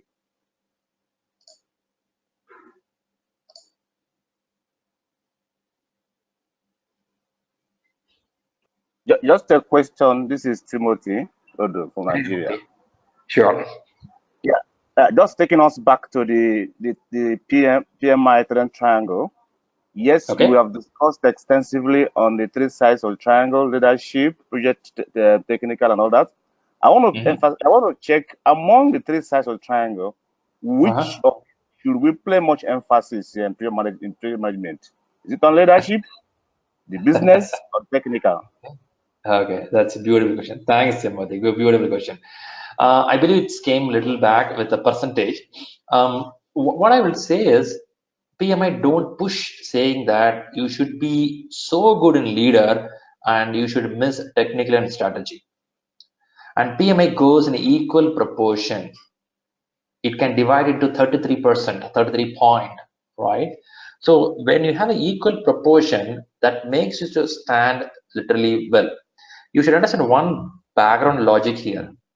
You see a triangle here. What is the main core of triangle? What is the meaning of triangle? The object of 3 sides. Yes, all 3 sides are equal. Yeah, all of them are equivalent to each other. Yeah, that is the beauty of they put in a triangle. Else they can put a square, they can put a circle. Why they put a triangle is it has a meaning behind that. You should have equal proportion, but we cannot blindly go by book saying that equal proportion. That's the reason I gave an example. When you go to your organization, there is a dependency that there is no efficient leadership in your organization where you can upscale your leadership skills, where you can show that I can drive these factors provided I have strategy and business knowledge with me, I have technical knowledge with me, I can go in front. There is a situation where a leadership team is well settled in your organization and they have a good strategy with them, but technical skills not good. Maybe they don't know how to do the planning of the project. They don't know how to do the scheduling factor of the project. Maybe they don't know how to handle the procurement or vendor factor in your project. You can be deep understanding on that area. Go deep inside and learn the factors. And that area you can showcase your talent. It depends to project, organization to organization, continent to continent, country to country. But in any of this, nothing will be zero. It will have some proportion, but the proportion will keep slightly varying. But from PMI perspective, they stand equal. Is it answering you? Yes, very well. Thank you. I appreciate it. Okay, so what we'll do is we will move to next, and I'll show a little more for you. Okay, for the benefit of everyone here, how PMP is looking for project management. This is how they look. When I said this, a project life cycle. A project will start. They have 5 points here. A project is starting is called initiation stage. And after initiation is done, they do the planning of the project. When the planning is done, they go for execution of the project. When the execution is happening, you keep monitoring and control. Things are going well. And if everything is done, you close the project. For example, you want to go to a shopping mall. You thought about going to a shopping mall by your morning hours. You thought that I have to go to shopping mall and purchase some of the grocery items. Let's take an example of getting grocery from a shopping mall. You have to go to the mall and get it. Now, this thought process could be called as initiation, where you initiate a thought in your mind. You initiate a thought in your mind, yes, I have to go for it. When you initiate it, you have to make a plan for it, how it's going to happen.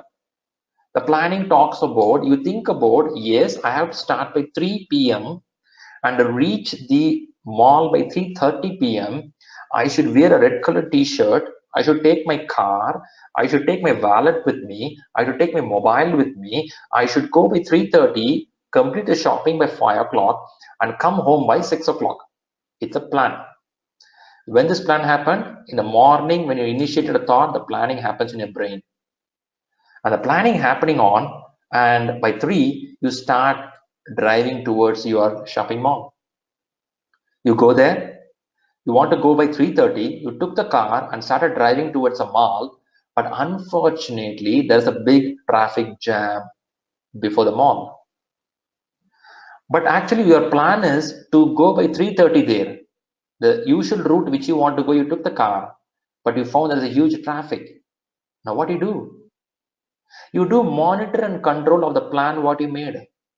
The plan says by 3:30 I should be in shopping mall. Already your watch is showing that it's 3:25. Now what do? You take a U-turn, rather going the usual route, you take a different route and reach the shopping mall. Maybe 3:35 reach the mall. Now you made a thought process, you made a plan for it, and you start executing it.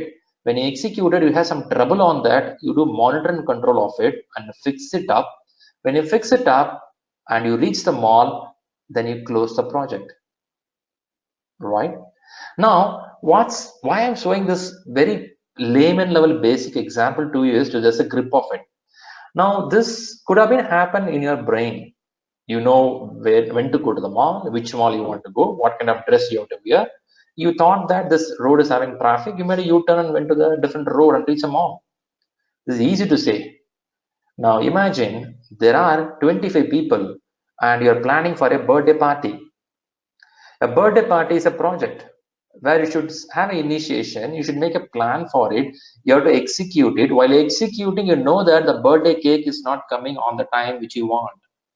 You have to make a monitor and control and make some corrections of the plan and make sure birthday party happens smoothly, including the 25 people. If that is the case, the complexity gets a little higher. Let's go a little more higher. Now you're taking a software project. You have set of people, customer, money, time, constraints, all coming over now. Now it will not happen the way what we want after we make a plan. It may change, it may deviate. How we are going to handle it? And this cycle is nothing but to show how you can start a project and close the project efficiently.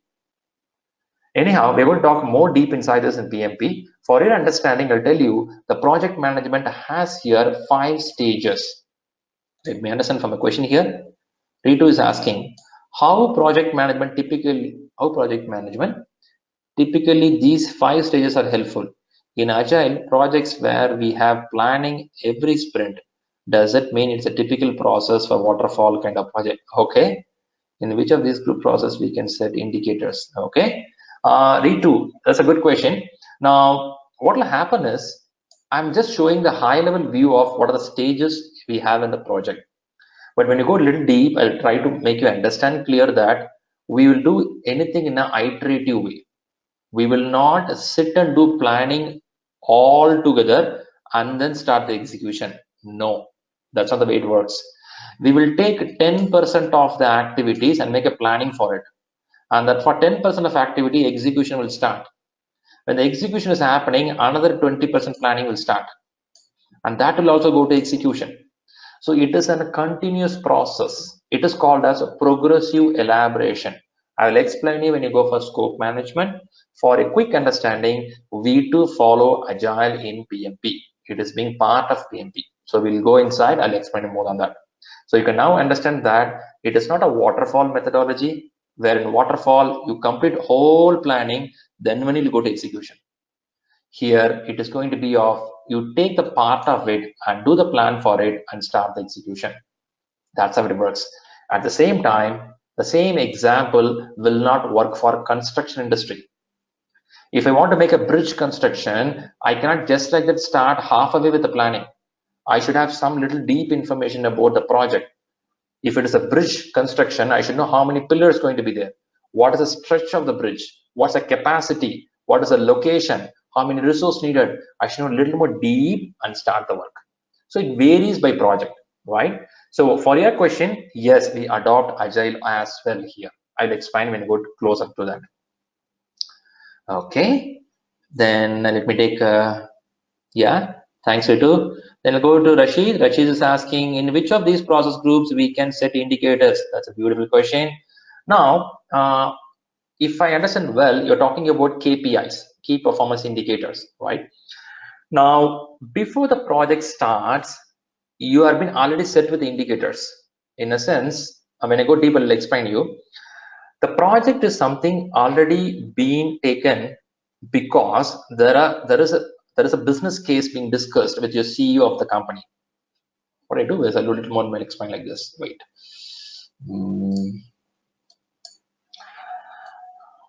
What will happen generally is you will have is it monitoring controlling part of the execution process? Is not monitoring control. Okay, just a minute, Ruben. I will just clarify with Rashid and come over. Rashid is throwing a question saying that where the KPI is being set. I will just give an point here. What will happen is this whole cycle of project management, how it happens is there is something called sales team. A sales team will be here. And the sales team will be interacting with the customer. All right. So what I do, I can see Rashid's question. Okay. You can't see it. You should be able to see. Just a minute. Okay, is it visible now? I will make it. In which of the process group process can we can set the indicators? So that's a question. Now, what I'm trying to answer with Rashid is the indicators are something which is being already set in the group. What will happen is I will just put something like wait. Okay, so now what will happen is we have a customer here. Okay, and this customer will interact with our sales team. If you're aware, we have something called sales team. Okay, and there's a sales team will first pitch in with the customer, ask them, hey guys, we have a project, we have a product with us, would you like to buy it? We do something bridge construction, we do mobile apps, we will do cloud migration, we will shift home from one place to another place. Any project, you do any kind of project. Okay, now the customer says that sounds good.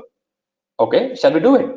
Yes. If the customer says yes, then the sales team will take the proposal to you call them as a CEO, or it can be CXO, or it can be director of your company. And this is a team which decides which project to do. And like this, you get multiple offers, out of which they see which is beneficial. Now they find if I take project A, let's say this is A, let's say this is B. Now A is going to bring them $10,000. I'm just putting a number here, $10,000. And B says that they're going to bring it $5,000. Now which project they will choose?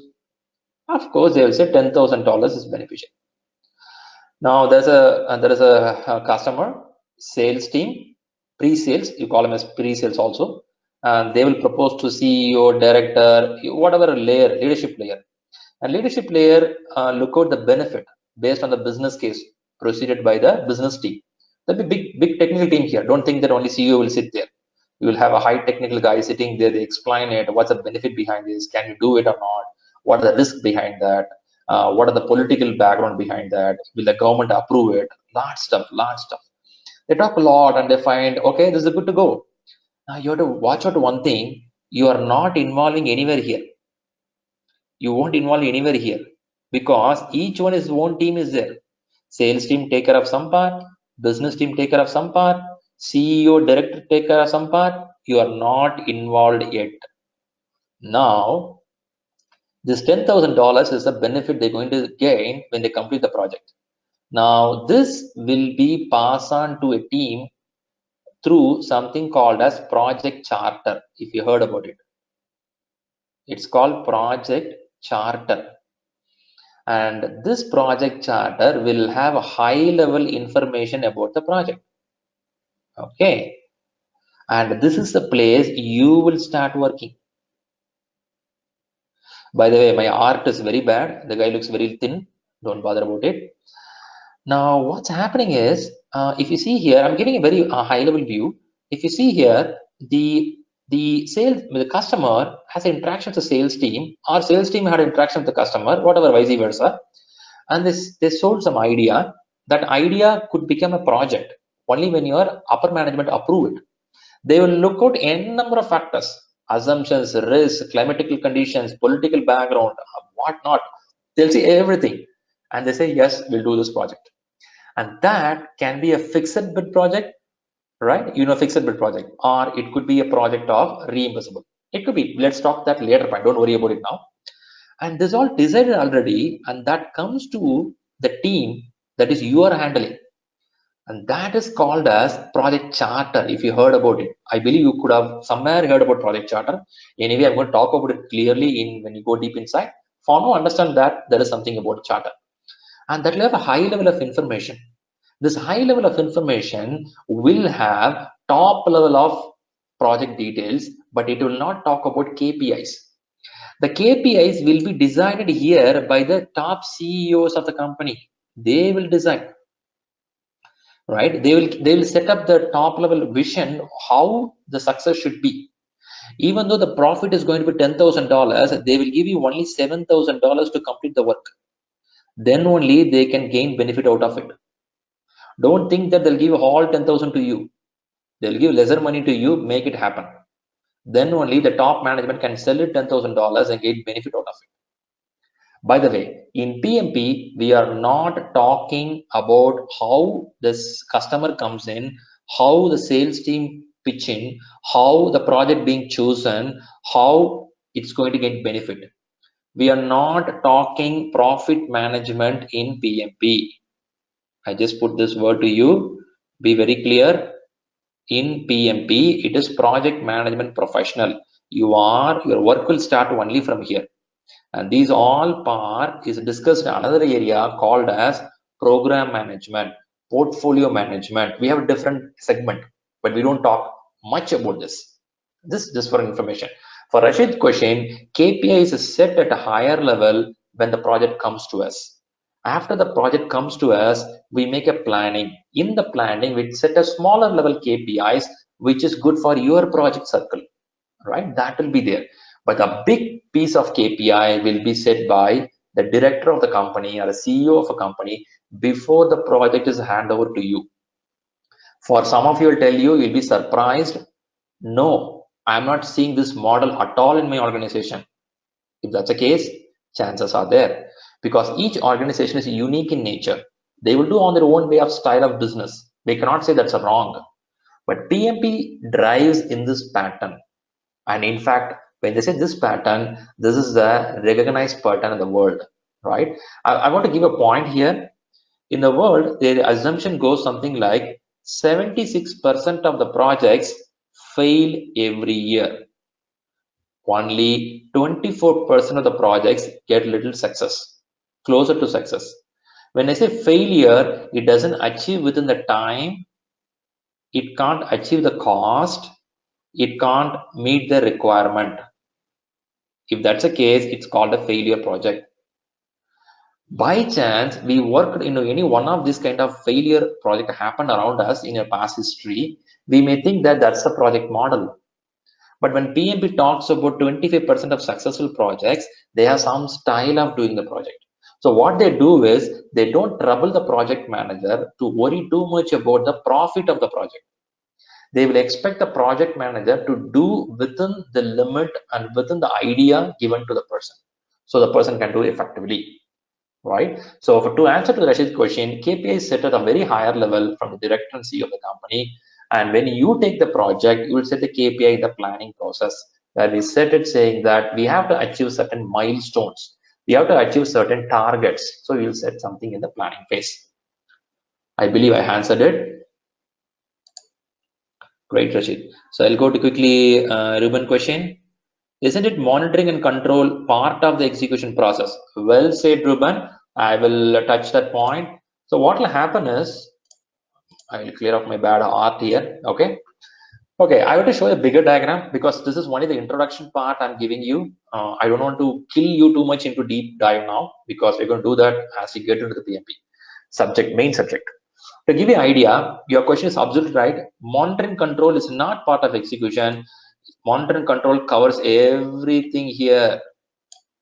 You have to monitor and control initiation, planning, execution, closing also. This monitor and control is a policing factor. You keep on watch yourself, right? In fact, human brain work like this. Even though you are in the class, you will keep looking at your watch. You keep looking at what is happening around the room. You'll keep watching at what is happening in your mobile. You keep monitoring control continuously. You don't stop it. It's not a process only on the execution, right? You do every part of it. I'll talk about it. It's a very beautiful study. Talk about it, right? So quickly, what I do is I just show what all things being covered in PMP. In PMP, we spend good amount of time in initiation. Good. There's another question popping up. Isn't it? Okay, it's the same question. I can't see Rashid. Okay. Project failure implies failure in 3 criteria or 1 or 2 of them. Could be anything, Timothy. Even if the cost goes bad, it's a failure. Even the customer says, I'm not happy with the quality of the project, it's a failure. Maybe I'll tell you like this. Your customer is asking for a model X, a car, a new model car, model X. You are able to give it within the time the customer asked you. Let's say this person asked you January 30, I want this car. The car is ready. The budget says 1 million. Yes, it's done. Time, it's done. Requirement, I want an auto cooling system, touch screen, sunroof, and you have a proper speeding system. Everything is there. All good. Fantastic. The car is being delivered. When they check the car, they find that handbrake is not working properly. Quality problem. When the quality is not there, the customer is going to show the dissatisfaction, saying that, of course, you gave me in time. Of course, you give me within the cost. Of course, you give me what I asked for, but the basic ask of handbrake is not working properly. So if that dissatisfaction is going to come from the customer, you will call it as a project not delivered as per the customer expectation. Now, what will happen is the customer satisfaction drops. If you go to Agile or if you go to any part of project management, customer satisfaction is the #1 criteria. If that's not met, then no point of giving on time within the budget. That also can be considered as a failure. Right? I touch with Timothy, then I go to Hope. Which is the most important stage of the project cycle? Yeah, most important cycle. I won't say that this is the only very important cycle, because we are working in a modern world where everything is important. If you look back, what Ritu was asking is a waterfall methodology. In waterfall methodology, they do the initiation on a month of January, planning in the month of February, and execution in the month of March, and monitor somewhere here and there. That was a style which happening some years back. If that is the case, they will say that planning is very important stage. If I have not planned well, that will hit my execution. When I'm doing the work, I want to go back and see, it's too late. You are late, right? So that was a style the earlier days. In that case, it was each stage we find which is important. Now we are in a world where everything happens parallelly, right? It happens parallelly. You do planning, when the planning is happening, simultaneously work starts. As I said earlier, when the 10% of the planning is ready, and then 10% will be given to the team will start working. Rest 90% yet to come. Behind the screen, your team is working, collecting the requirement for the 90%. Now the 10% is ready. The team can start working. Let's say the bridge construction. In bridge construction, they know where they're going to do the bridge construction. Now, I will start working on the blueprint. I may start working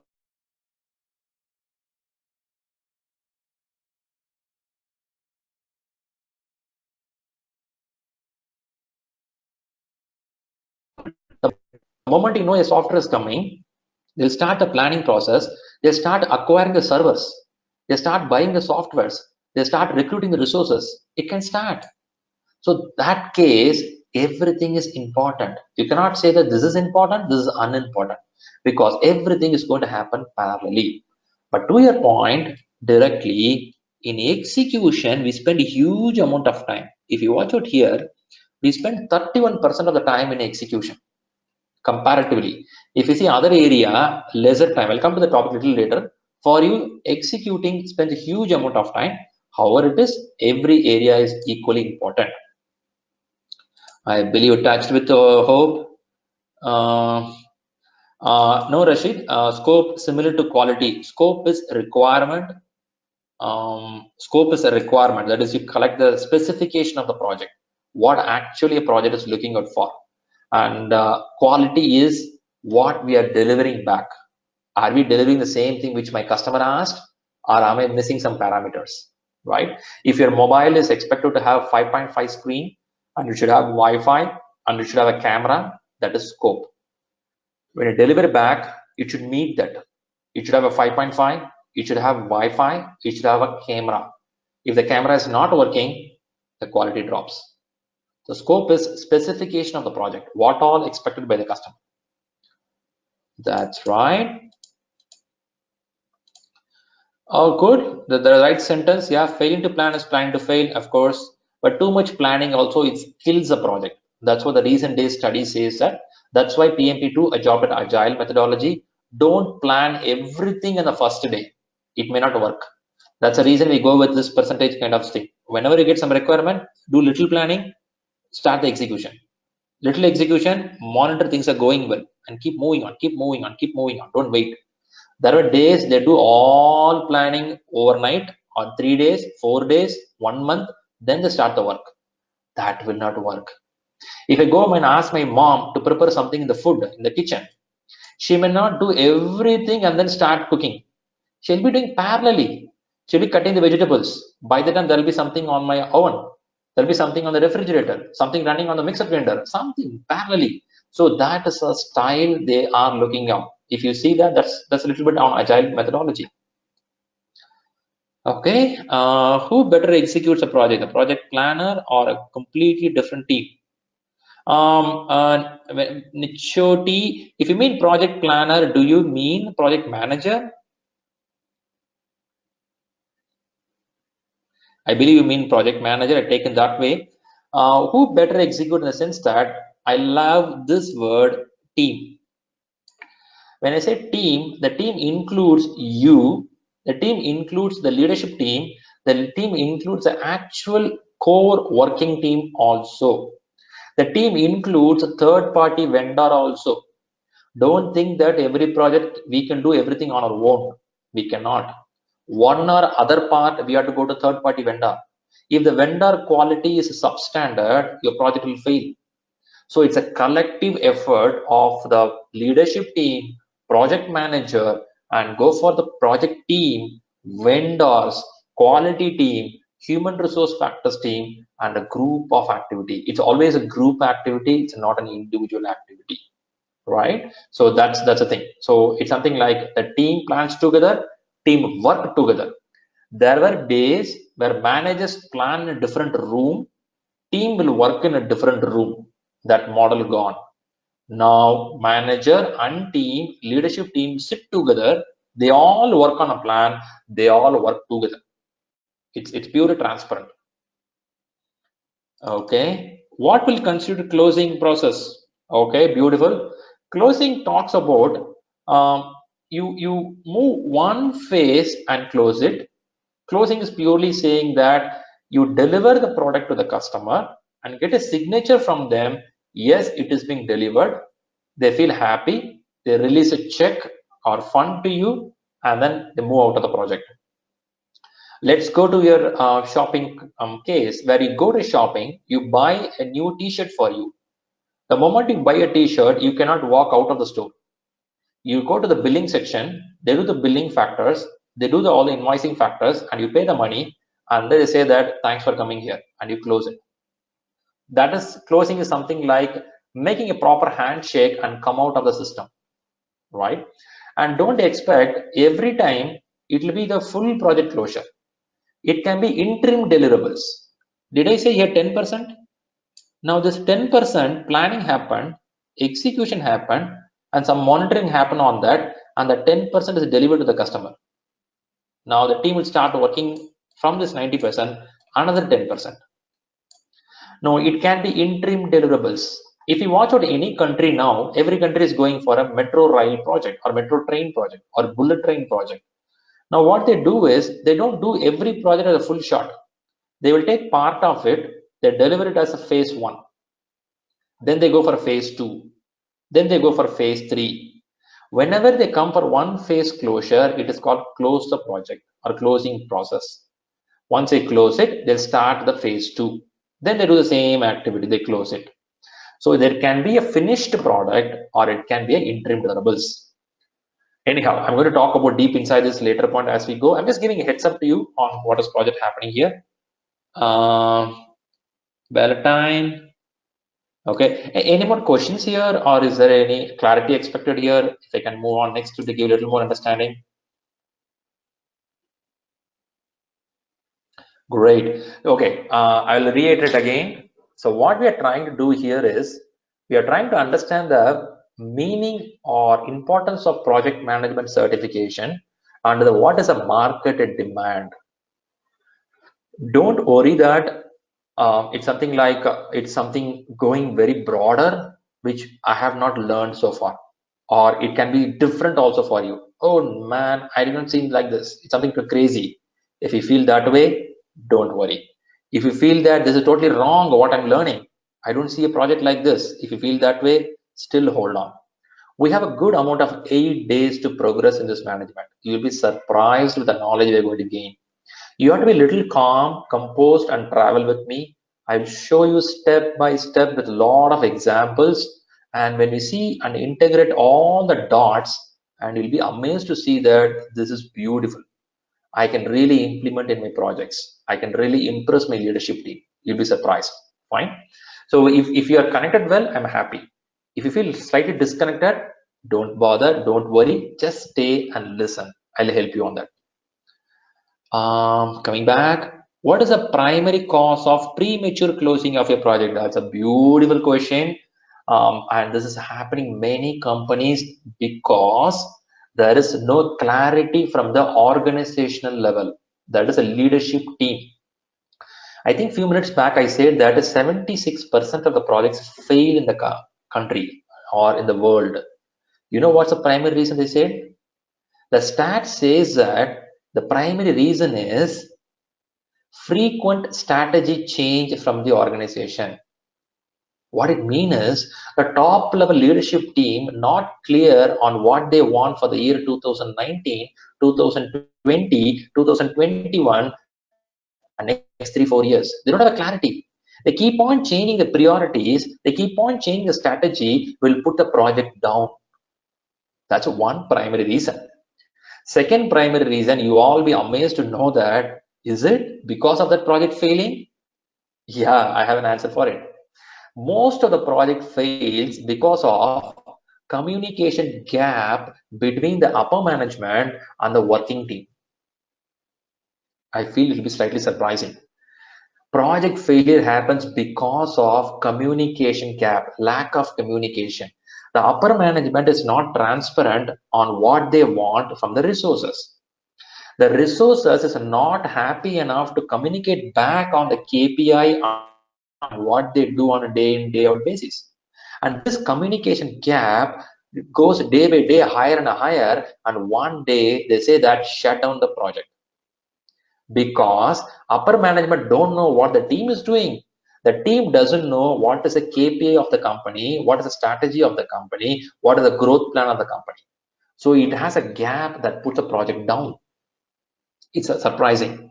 And this is a reason, recent days, if you read a lot of article about project management, they're trying to talk more about the word called communication. You will be surprised, man, why people have to worry much about communication. In fact, yeah, did I put here it's a red color mark for communication? There is a meaning behind this. Communication, we take it very simple in the sense the moment we come to the age of 2 or 3, childhood, we started speaking. Speaking is different than what we want to communicate exactly. Crystal clear communication. What is the expectation from the team? What is the expectation from the upper management? What is the expectation from the customers? It is something very critical that a communication should be very clear and precise on what we want to say. And when I say communication, it is not always one way. You listen a lot. You listen what the customer is saying.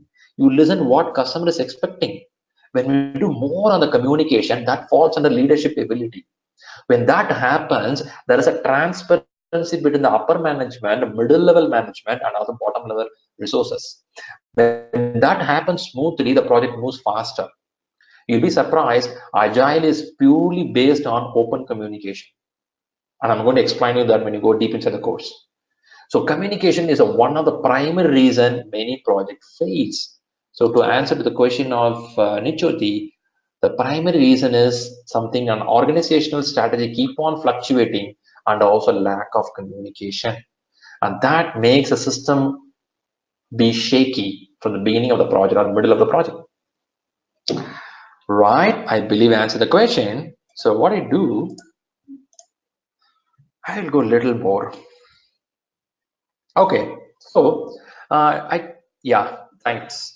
And interpersonal skills. Anyway, I will talk a lot about interpersonal skills when you go deep inside. You'll be surprised. Do I need to worry about this? I have a HR department. They take care of resources. I have my senior manager who take care of other factors.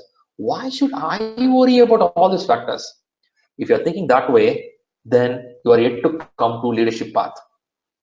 The moment someone comes to PMP, the moment someone comes to project management study, you are already a leader. Your brain has said some message to you, hey, come on, you can move to next level. You are capable of. Something has said to you. That's why you are in this course. Now, after coming to this course, you should be clear enough to understand the interpersonal skills very efficiently. Each word is very important here. It may look very simple: leadership, team building, motivation, very simple. Trust building, conflict, coaching, sounds very simple words. But when you go to implement in your team, it is really, really complicated. You cannot be a good person to everyone in your team. If 5 people like you, 2 may not like what you say. But still, you have to work with those 2 people also to make your project successful. You cannot say that this 5 is enough for me, those 2 people can go home. No, you can't say that. You have to make everyone to work towards a common goal of the company, common goal of the organization, the strategy of the organization, right? We have to make them work. How to make them work? You can't punish them. You can't push them. You can't do something which is not happy for them. Those days have gone. Maybe 40 years back, if you are a manager, you can even punish them. Now, things have changed. You can't even say anything. You have to be very common and very polite with the talking with the people. I believe the same we too expect, right? When a leader come and talk to me, I expect to be a little polite in the way they talk to me. The same my resource will expect from me. But it's really, really complicated how to handle it. And we have to be very strong on interpersonal skills. We'll go. I'll talk about this when you go deep inside. I'm just giving heads up to you, right? Now what I do, before we break, we have another 15 minutes. I'll just show what are things there so that, I'll tell you a quick heads up. We have another 15 minutes before we go for the break. I'll give a little more understanding about why we come for PMP, what are the background of PMP stuff, and then we'll take a 15-20 minutes of break. Now I want to give a little bit heads up in PMP, one more topic which talks about stakeholder management. Why I put this point in the introduction is, you should know that stakeholder means a person who is directly or indirectly impacting the project or being impacted by the project. What it means? You are a stakeholder, your team is a stakeholder, right? Your leadership team is a stakeholder, a vendor is a stakeholder, That means third party could be a stakeholder. The customer could be a stakeholder. And these people we should know clearly before we start the project, and also when the project is happening. It's a continuous process. A new vendor will come in, a new people will come in, you should add their names, you should follow up with them. If you see on my left side, you see umbrella here, and you see the identification of stakeholders. You have to know who all stakeholders on the project, and you should know what is the plan, how to handle them. You should also know how to manage them efficiently, and you should know how to control the stakeholder part. It looks very simple here, but in reality is slightly tougher. Why? Most of the managers, when I see in the company, when I go for consulting with some of the big organizations, top organizations, Fortune organizations, the first question starts is, my team is not working efficiently and my customer is not happy. When I try to analyze the root cause of that, one thing I understood is there is no clear sheet which talks about who all part of the project. First, I should know who all the part of the project. Then I can allocate importance to team A, team B, team C. We should know who is important, who is unimportant, and where to handle them effectively. It's a continuous process. It won't be here and there. And the manager has a whole responsibility on that. If you see on my right side, there is a high power interest grid. I will explain more when you go to the subject. For now, understand that when you find someone is a highly influential, highly interested on project, you have to manage them closely, right? Let me take this 8 days of PMP class as a project. In this project, I am a stakeholder. You participant is a stakeholder. The internet provider is a stakeholder. Preparation info is a stakeholder. It goes beyond that. Your family is a stakeholder now. They are supporting you to sit and listen to the class, isn't it? If they're pulling you, come, let's go for a shopping, what do you do? Your class will get spoiled. Your project will get spoiled. But they're allowing you to be in the project, right? So they're also stakeholder, but they're indirect. But you are a direct stakeholder here. For me, you are highly influential and highly interested on the project. I have to manage you very closely. I have to see every question, what they're asking. Are regulators part of stakeholders? Yes, they are. See, now, why is my important stakeholder? I cannot ignore the question because you are my highly important stakeholder to manage them closely. There are people who are low in interest and low in influence. I have to monitor them, right? So maybe some person who is not interested in the project, I will just keep a watch what they do. So something like this, we create a stakeholder details, right? And let me see one more question coming up. Of course, your team is a key stakeholders. Without them, we can't move forward. Your team of 5 people, your senior manager is a stakeholder, your PMO is a stakeholder, your office staffs are stakeholders, maybe directly or indirectly. It can be a lot of people, right? That's how it goes. So stakeholders can be of negative or positive stakeholders. Stakeholders can be of being direct or indirect. The point is something, these are the people who make the project to move forward. I'll give more examples. I'll explain more deep inside when we go to the subject. For now, understand this is important. Yeah, that's good. Thank you. That happens. That happens. I'll talk more about it. This is a big subject. I'll talk about it. I'm just giving heads up what's all there in the PMP for you. Because you should be surprised, man. Oh, I didn't know about it. Rather, I'm saying you, yeah, these are there. Just learn about it. And I feel many people have trouble. I'll give you a little example. My email box will be sorted out like this. When my top CEOs and company heads send me a mail, that is managed closely. When someone is so close to my project, I have to keep them satisfied. And someone is very interested in me, but low in influence, I will keep this mail as secondary. I will keep them informed. There are some forward emails which comes to me every day.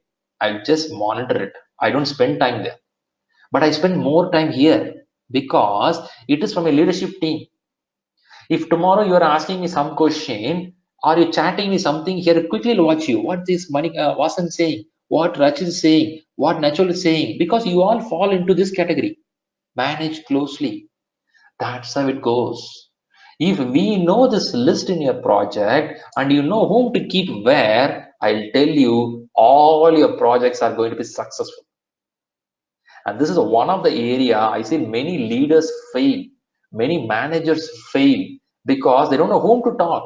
In 8 hours of day or 9 hours of day, you will get hundreds of email flowing.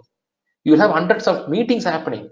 People call you, pull you here and there. You don't know what to do. At the end of the day, you will be frustrated, tired. You don't know what you did. And when the year-end performance comes, your senior management will say that, no, Sriram, you didn't perform what we thought. Why? Because we would not address the key stakeholders in the organization. We would not address the key customers when they expected our benefit, right? So that's very important. Anyhow, this is only just a heads up for you. Let me quickly move on. Okay, in PMP, what all things going to be covered? One I showed is stakeholder. I just give a heads up on that. We will talk deep inside that. And we have a communication management, a topic on that. I'm just going to show you 10 topics are there, 10 totally. Stakeholder and communication with the stakeholder, scope, which is about the requirement of the project. If you see here, it is scheduling. Scheduling means a timing factor. If it is agile, they talk about a sprint, they talk about the release. I will explain those factors also, little bit on that. Of course, exam questions don't come much on agile. Agile is for understanding purpose. No exam question comes there. And if you see further, I have resource management. When you say resource, it will be human resource as well material. We will see how to handle them effectively. Yeah, that will be there. And it's a cost management. Oh man, very important. Dollars. How the money comes in, how money goes out. Of course, you won't talk about the profit of the project. It'll be very clear. We don't talk about the profit of the project. We talk about within the given budget, how we do the project. That's what we're going to talk about here. But we do some calculation, some mathematics is there. I will explain you how to do the formula calculations. I will do that part. And you have quality. It's one of the very, very, very important subject. Also very smaller one, because without quality, whatever you're going to do here will fail. So quality is very important.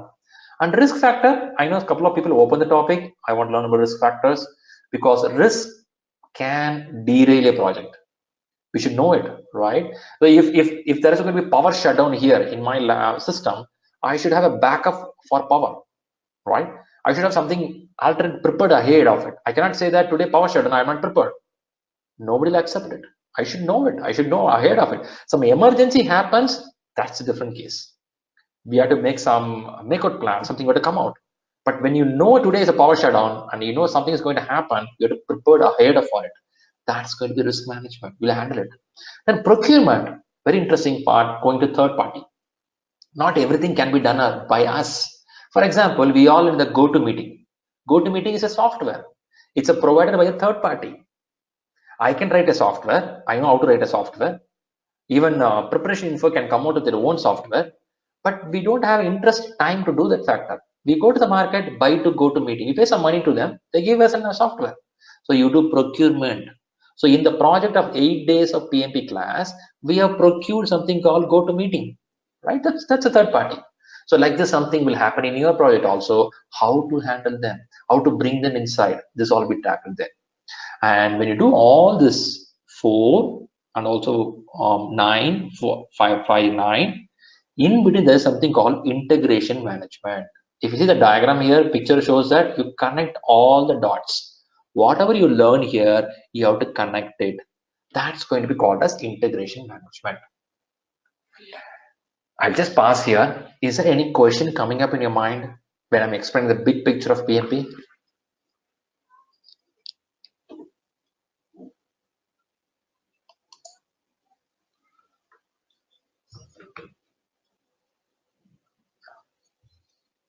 Okay, I will assume things are going good with you all.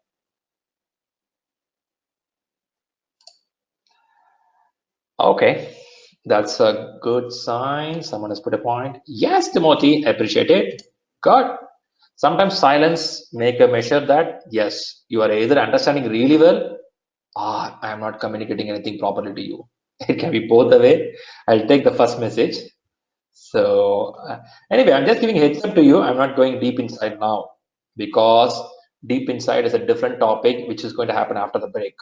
Now, before the break, I'm just giving a highlight for you because you're investing your time, you are investing your money and you are just coming to our system to understand it. So I take the responsibility to explain what you are going to learn in this 8 days. That's very important, right? That's important as a managers. Just a refresher, once a project charter is assigned, what's next? Oh, why, I love it. You are on the topic. Okay. Once the charter is assigned, the project starts. When I say project starts, you will do all the 10 factors you see here. Don't think that it will happen one after one after one. If you do that, that's waterfall. We will do parallelly. When you identify the stakeholders, simultaneously work on the cost factors. When cost factors you work out, your quality team will start writing test cases if it is software. If it is a non-software, the quality assurance team will start working out, do I need to follow Six Sigma? Do I need to follow some CMI standards? What I have to follow? Those all chart will get ready. When that is getting ready, one team will start working on risking factors. So it will happen parallelly. It will happen parallelly. So charter is a starting point. Okay, another question.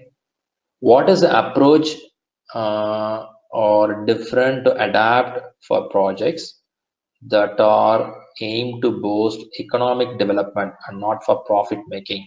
Yep. Okay, that's a good question, Nikoti. The point here is a project is a project. It is not considered by the profit, right? If you want to take a census of a country, census of your country, the population census of your country, that is a project. In that project, there is no specific money benefit. It is about the social benefit. And if you are assigned as a project manager with a charter, go ahead, do the census calculation. You will take a set of team with you and you start making the calculations and purpose and come out with the results. Now, to your question, what is the approach? It will be the same approach what you follow for the other projects which gives profit like a money. I will specifically talk to you when it comes to what is project. For now, understand that any project is something has a start and an end time. It has a clear description of what need to be done. Yeah, that will be there. Okay.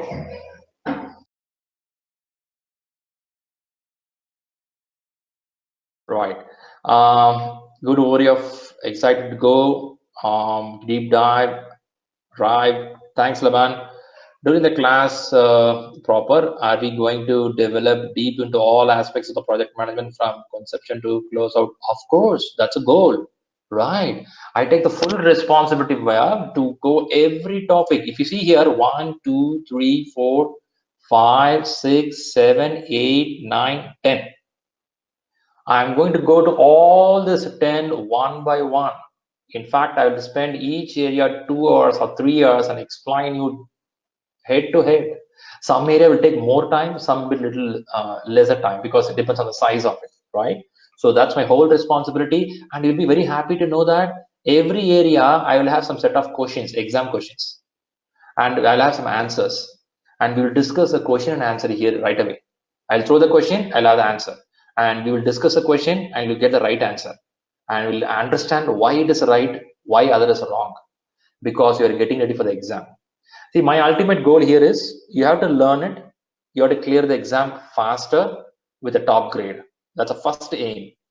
Second aim is when you go back to your office, you should be a different manager, a different leader after you complete the PMP. Third aim is your dollar value should go high. Your account number should go high. I believe you all like it. If you like it or not, I like it.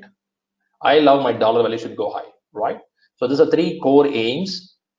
Definitely be done. For that reason, you'll be highly explained in deep detail, right? Okay, great, appreciate it. Thank you. Okay, I'll just quickly give you the things. I'm hitting the time. I'll take 2 minutes to explain what is going to be on the agenda. So agenda is going to be something like this. Sorry. Okay, day 1, we had we're going to do introduction. I mean the PMP introduction. Little more on that. I'll talk about it, and we'll have a project management framework. I'll explain what it is, and I'll talk about the umbrella stakeholder management. It has a good amount of subject inside that. I'll talk about it. Since it's the first day, there'll be a lot of open questions. There'll be a lot of thought process. So we'll allow people to ask more questions, get clarified. Until you set the ground, I will spend more time. Even sometimes first day, we cannot complete exactly what we say here. It can even overlap, but it's okay. But I want you to set the basement very clear. Once you understand that, from day 2, that is the next Saturday when you come over, I will talk communication and scope management. How to do the communication, how you have to communicate with the customer, how you have to communicate to your team, how you have to talk with the senior management. Each one has a different way of communication. You cannot talk the same wavelength with everybody. With your spouse, you will talk in a different way. With your children, you talk in a different way. When you have your labor, you talk in a different way, isn't it? The same applies here. We should know whom we are talking, for what purpose we are talking. You should know the depth of it. That we'll understand here. I'll explain every part of it. Day 3, schedule management. Here I'll do little calculations, some of the clear diagrams, network diagrams. We'll talk about it. I love this subject called resource management on the fourth day. That is on the human resource and material. We'll go deep inside and explain the stuff. Cost management goes on formula. If anybody allergic to mathematics, don't worry. It's a very simple formula which helps you to understand what is happening in the budget. If a company is giving you 5 million, in the 5 million, how much you have spent, how much balance I have, right? That we have to understand. I'll explain it clearly well. Of course, you talk about quality, procurement, third party, risk factors. I know many people are interested here. We'll talk about it. And last but not the least, which is integration management. Any manager is highly appreciated when they are so good in integration management. I'll be very honest here. This task you can even delegate to someone. Stakeholder, you can delegate to someone. Communication, you can delegate to someone. Costing, you can delegate to someone. When I say delegate, you hand over the task to someone in your team. They will do it. But one task we shouldn't delegate, that is integration management. What is integration management? Means you are going to bring everybody together to do the work, to connect all the dots. If you have played a game in your school days, there'll be some number in the paper. Starting from 1, 2, 3, 5, 8, 10, 11. When you draw with your pencils, it will become a flower or it will become a frog. Until then, it was only numbers. This is how a project will look like from a high view. And you being a leader, you being a manager, you will start connecting all the dots and will show it as a flower. And that part happens in integration management. You'll clearly understand this part. You'll be so much happy to see that, wow, this looks good. I love it. That kind of concept will be there. After that, on the last day, 8th day, I'm going to spend good time to explain you agile concepts. I believe people who are from software industry here will love to listen about it. Even if you're not in software, listen to this, because in another 4 to 5 years, this will become a very important term in every industry. It's not only IT, in every industry. So at least listen what it is. Someone is asking for me a spelling about agile. This is what it is. AGILE.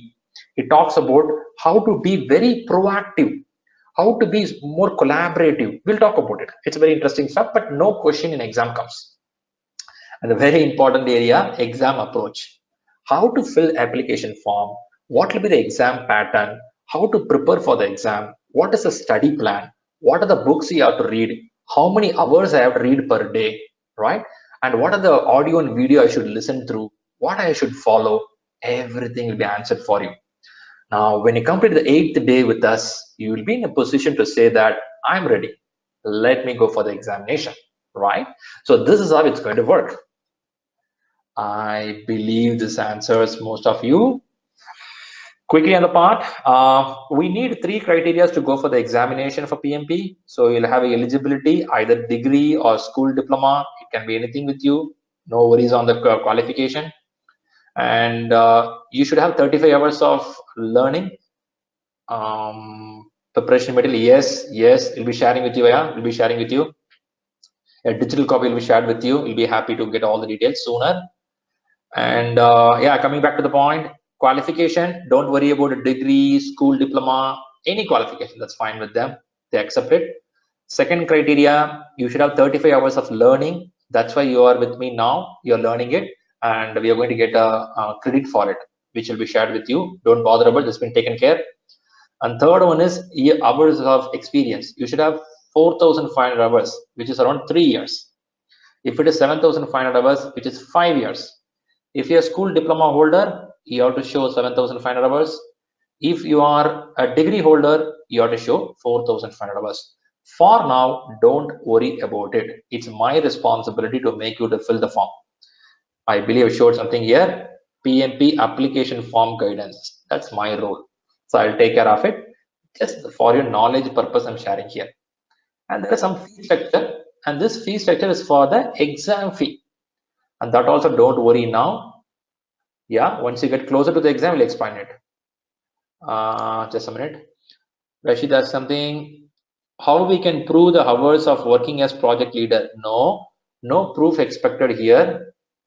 Connection difficulty. I hope everyone is hearing clearly me. My volume is good for you. Okay, great. Thanks, Mohammed. So, Rashid, for your question, you don't need to prove something here. It is something like you have to show them that I have involved in the project. I will explain you with a template. I have a template with me. I will share the template with everyone when the class gets over. You will be saying that I worked project A for 1,000 hours, project B 1,000 hours, project C 2,000 hours. The PMI Institute will not come to your office and check. The PMI Institute will not call your office and check. They believe what you fill. They go by the word honesty. They believe what you say. Of course, there is something called audit process. Out of 100 applications, 8 applications picks for audit. It's a robotic process. In case any of our application is picked for audit, they will ask you to get a signature from some of the person in your organization, right? That's a process which I will explain a bit later. Don't worry about now. Again, I'll tell you this application part is totally taken care by me. I will support you, or our institute will support you. Don't worry on that part. Just be cool, listen to the class and enjoy these hours of learning. That's enough. On the qualification and the hours, I have a clear template for you. You'll be clearly guided. No worries on that now. Your only focus is listening and learning. Okay, that's the thing. Okay, this is the certificate which you will get once you clear the exam. Of course, I cleared up the names here. You will see your name here. Okay, it's a very happy moment. You'll see your name there with your certified PMP, most recognized certificate in the world. If you take project management certificate, top 3 you will see PMP. It's a very highly 180 countries, highly recognized. Anybody having PMP quickly get an interview, quickly get a job, higher salary recognition. Saying that they will have a period of validity. It has 3 years of validity. Now the question is, after 3 years, do I need to write the exam again? If you have such a question, no need to write the exam. After 3 years or within this 3 years, you should take something of learning session, something like listening now. The same way, if you learn some sessions, they say that if you learn 65 hours of time in this 3 years of time, this certificate will be further renewed for another 3 years. So it goes 3, 3, 3. The point here is first to gain the certificate, and in this 3 years, do some learning. It can be a webinar, it can be video, audio tape, something you listen and you learn it. They say that, good, I will give you another 3 years. So no exam. Exam is once. That's how it is. Right. I know you have a lot of questions in this area. Anyway, when you go to PMP course, we'll talk more about it. For now, you can be happy that you're going to get a certificate sooner. This will come from postal from California to your home. You have to give a home address. I'll tell you where to give the address, how to fill it, all be explained to you. Quickly, there is a salary gap for the people who really have a PMP, and yeah, they have projectized industry in the US. They made a study on that. Project management oriented occupation, salary something like this. Non-project management oriented occupation. If you're a managerial leadership level, your pay scale will be slightly different. You can see some gap here. So it is always a managerial role which gets highly paid. Just for information, managers are the rulers most of the time. You can have a highly technical person in your team, but still when you come to management is a highly paid, because they are the one move the company from one point to another point. Okay, just to give an idea to you, they say that people having certification of PMP get a 20% higher salary. average than the normal non-PMP guys. A person without PMP and with the PMP has a 20% different. It's a stats taken in different places in different countries. Okay, so it's a big news, and this is all done through the Anderson Economic Group. It's a big group. Okay, sounds good. What we do quickly, I want to show you something. Yeah, this is a PMI website for the people. I'm going to take another 1 minute and then we're going to take a break. So this is called pmi.org. That is a website where we go for our certification, right? And I just clicked PMP certificate, project management professional certificate. So far we have this many numbers of people clear the certificate, and they earn at least 25% higher salary, right? Look at here, this is from the authenticated news.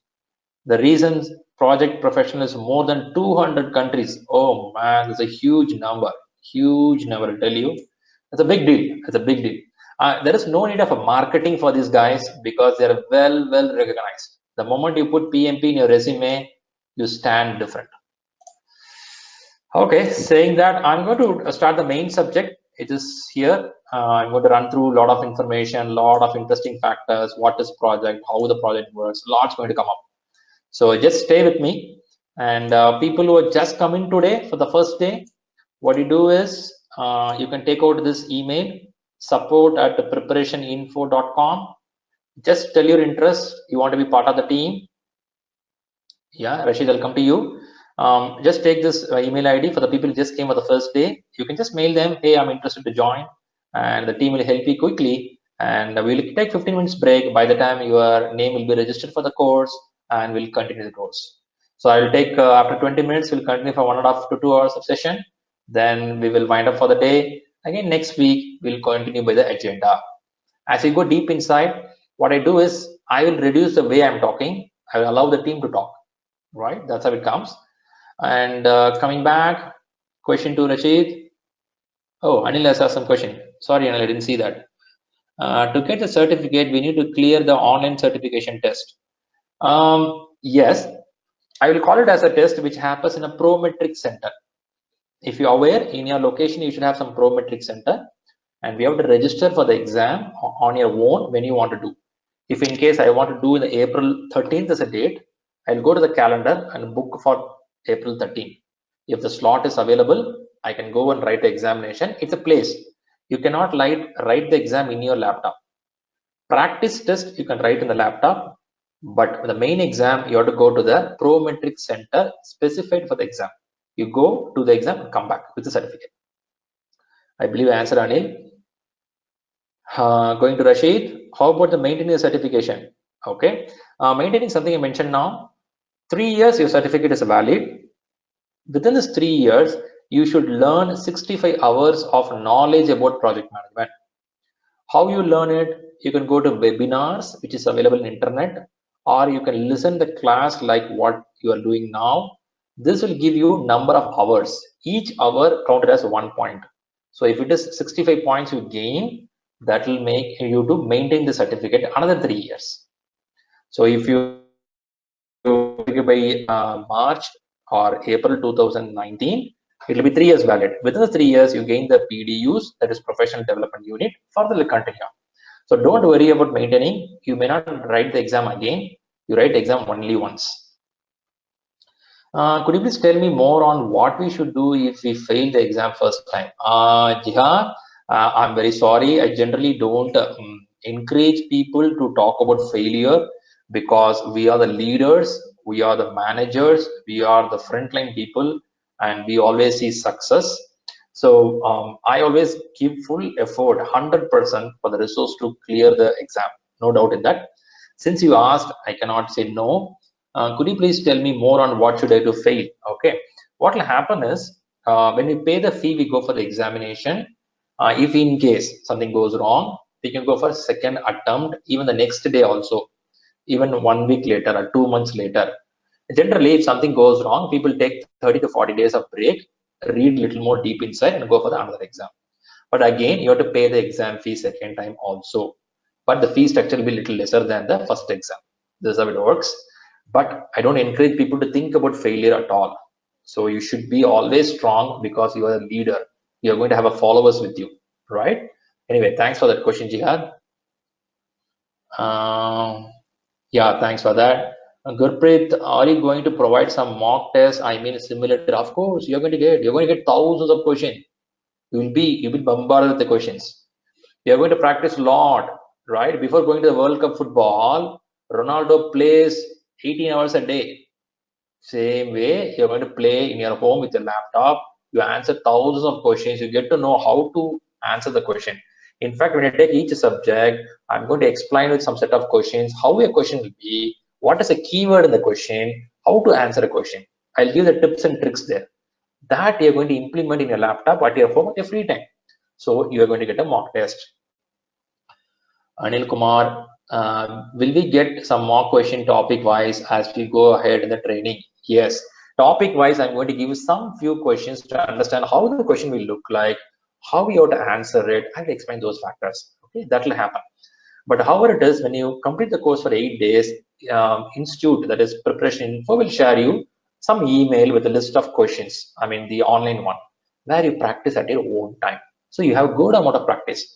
If not, also, I can help you with more number of questions because question banks are largely available in the market. PMP is one of the course which has abundant of resource, books, material, what not, everything you have. Only needed thing is your time for preparation. Rest all already in the market. Okay, great. I shoot at 15 minutes ahead than what I said. Apologize for that. But still, it's the first day, so more questions are expected. Even though some more people would have questions, don't worry. I'm here to answer you every question. And even end of the program, I'll give the email ID. You can mail and ask questions, and we'll be in touch consistently, right? It's going to be two-way communication. That's how it's going to happen. And as I said earlier, people who have just came in, people who want to get into the system, just use the email ID here, support@preparationinfo.com. Just give your name, you want to be part of the course. I'm going to give 20 minutes break now. People take a breakfast, a lunch, a dinner, but please come back. You have to continue the program, right? That's how it's going to be. I'll ask the last question and then give a break.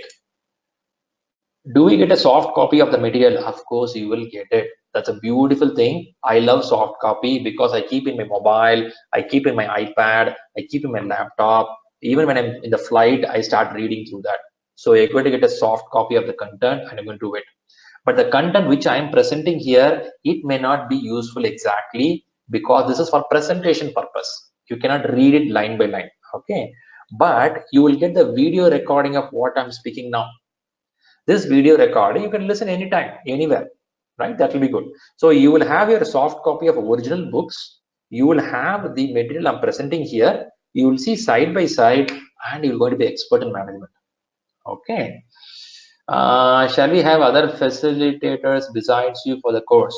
When you say facilitators, you mean more trainers talking to you? Can we get a soft copy of PMBOK 16? Of course, you're going to get it, Rashid. It's there on your way. You're going to get PMBOK. You're going to get Head First PMP. You are going to get Rita Mulkai books. Preparation info. Please mention on screen for break timing. Okay, yeah, sure, I'll do it. Okay. Lebon trainers, yes. I'll be the only trainer for you as we need a flow. What will happen is, Lebon, we have good amount of trainers with us as it's a very bigger institute and internationally, but we allocate one specific trainer who can go ahead with the team because I will be maintaining some set of examples and set of explaining the system. So a same person, if you follow the whole process, you will understand clearly well. Rather, we keep new trainers coming in every system and you will get confused. So that too, this team is a very premium team as we have a big bunch of people from different country, different continent. So we need a very special system. That's why I have jumped in. I'm the primary person here, head of the training for project management here. So I'm going to be your trainer for the 8 days. If you have any discomfort in understanding or any problem in getting things, be open. I'm happy to help you. Sounds good?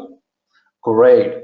Okay, I have my instruction from my team here. Says that tell that it's going to be 20 minutes break. Okay, so your 20 minutes break should start now. So I hope you all got your email. I mean the email ID, the person who came in. Rest all going to have your break now. Go ahead, have your break and come back. So it's going to be, all right, it's going to be 20 minutes break from now on. Right, so it's time in my clock. It shows, check out your time. It shows 8:51 for me. So take it as 10. For me, it's again 21:10. You all will be here. Okay, so look at your watch because each are from different continent. So I don't want to push any specific time. So rather, I'll tell you, take your time and make it 20 minutes to come back. Right, that's how it's going to be. Great. Thanks for being here and thanks for joining with me and thanks for listening patiently what I'm saying. Whatever I given is only the heads up of the information. We're going to make a deep dive and make you feel comfortable as a leader and as a manager. Right, great. Great team. Thanks for being here and take a break. Have a refresh yourself. Come back in 20 minutes. I'm here for you. Thank you.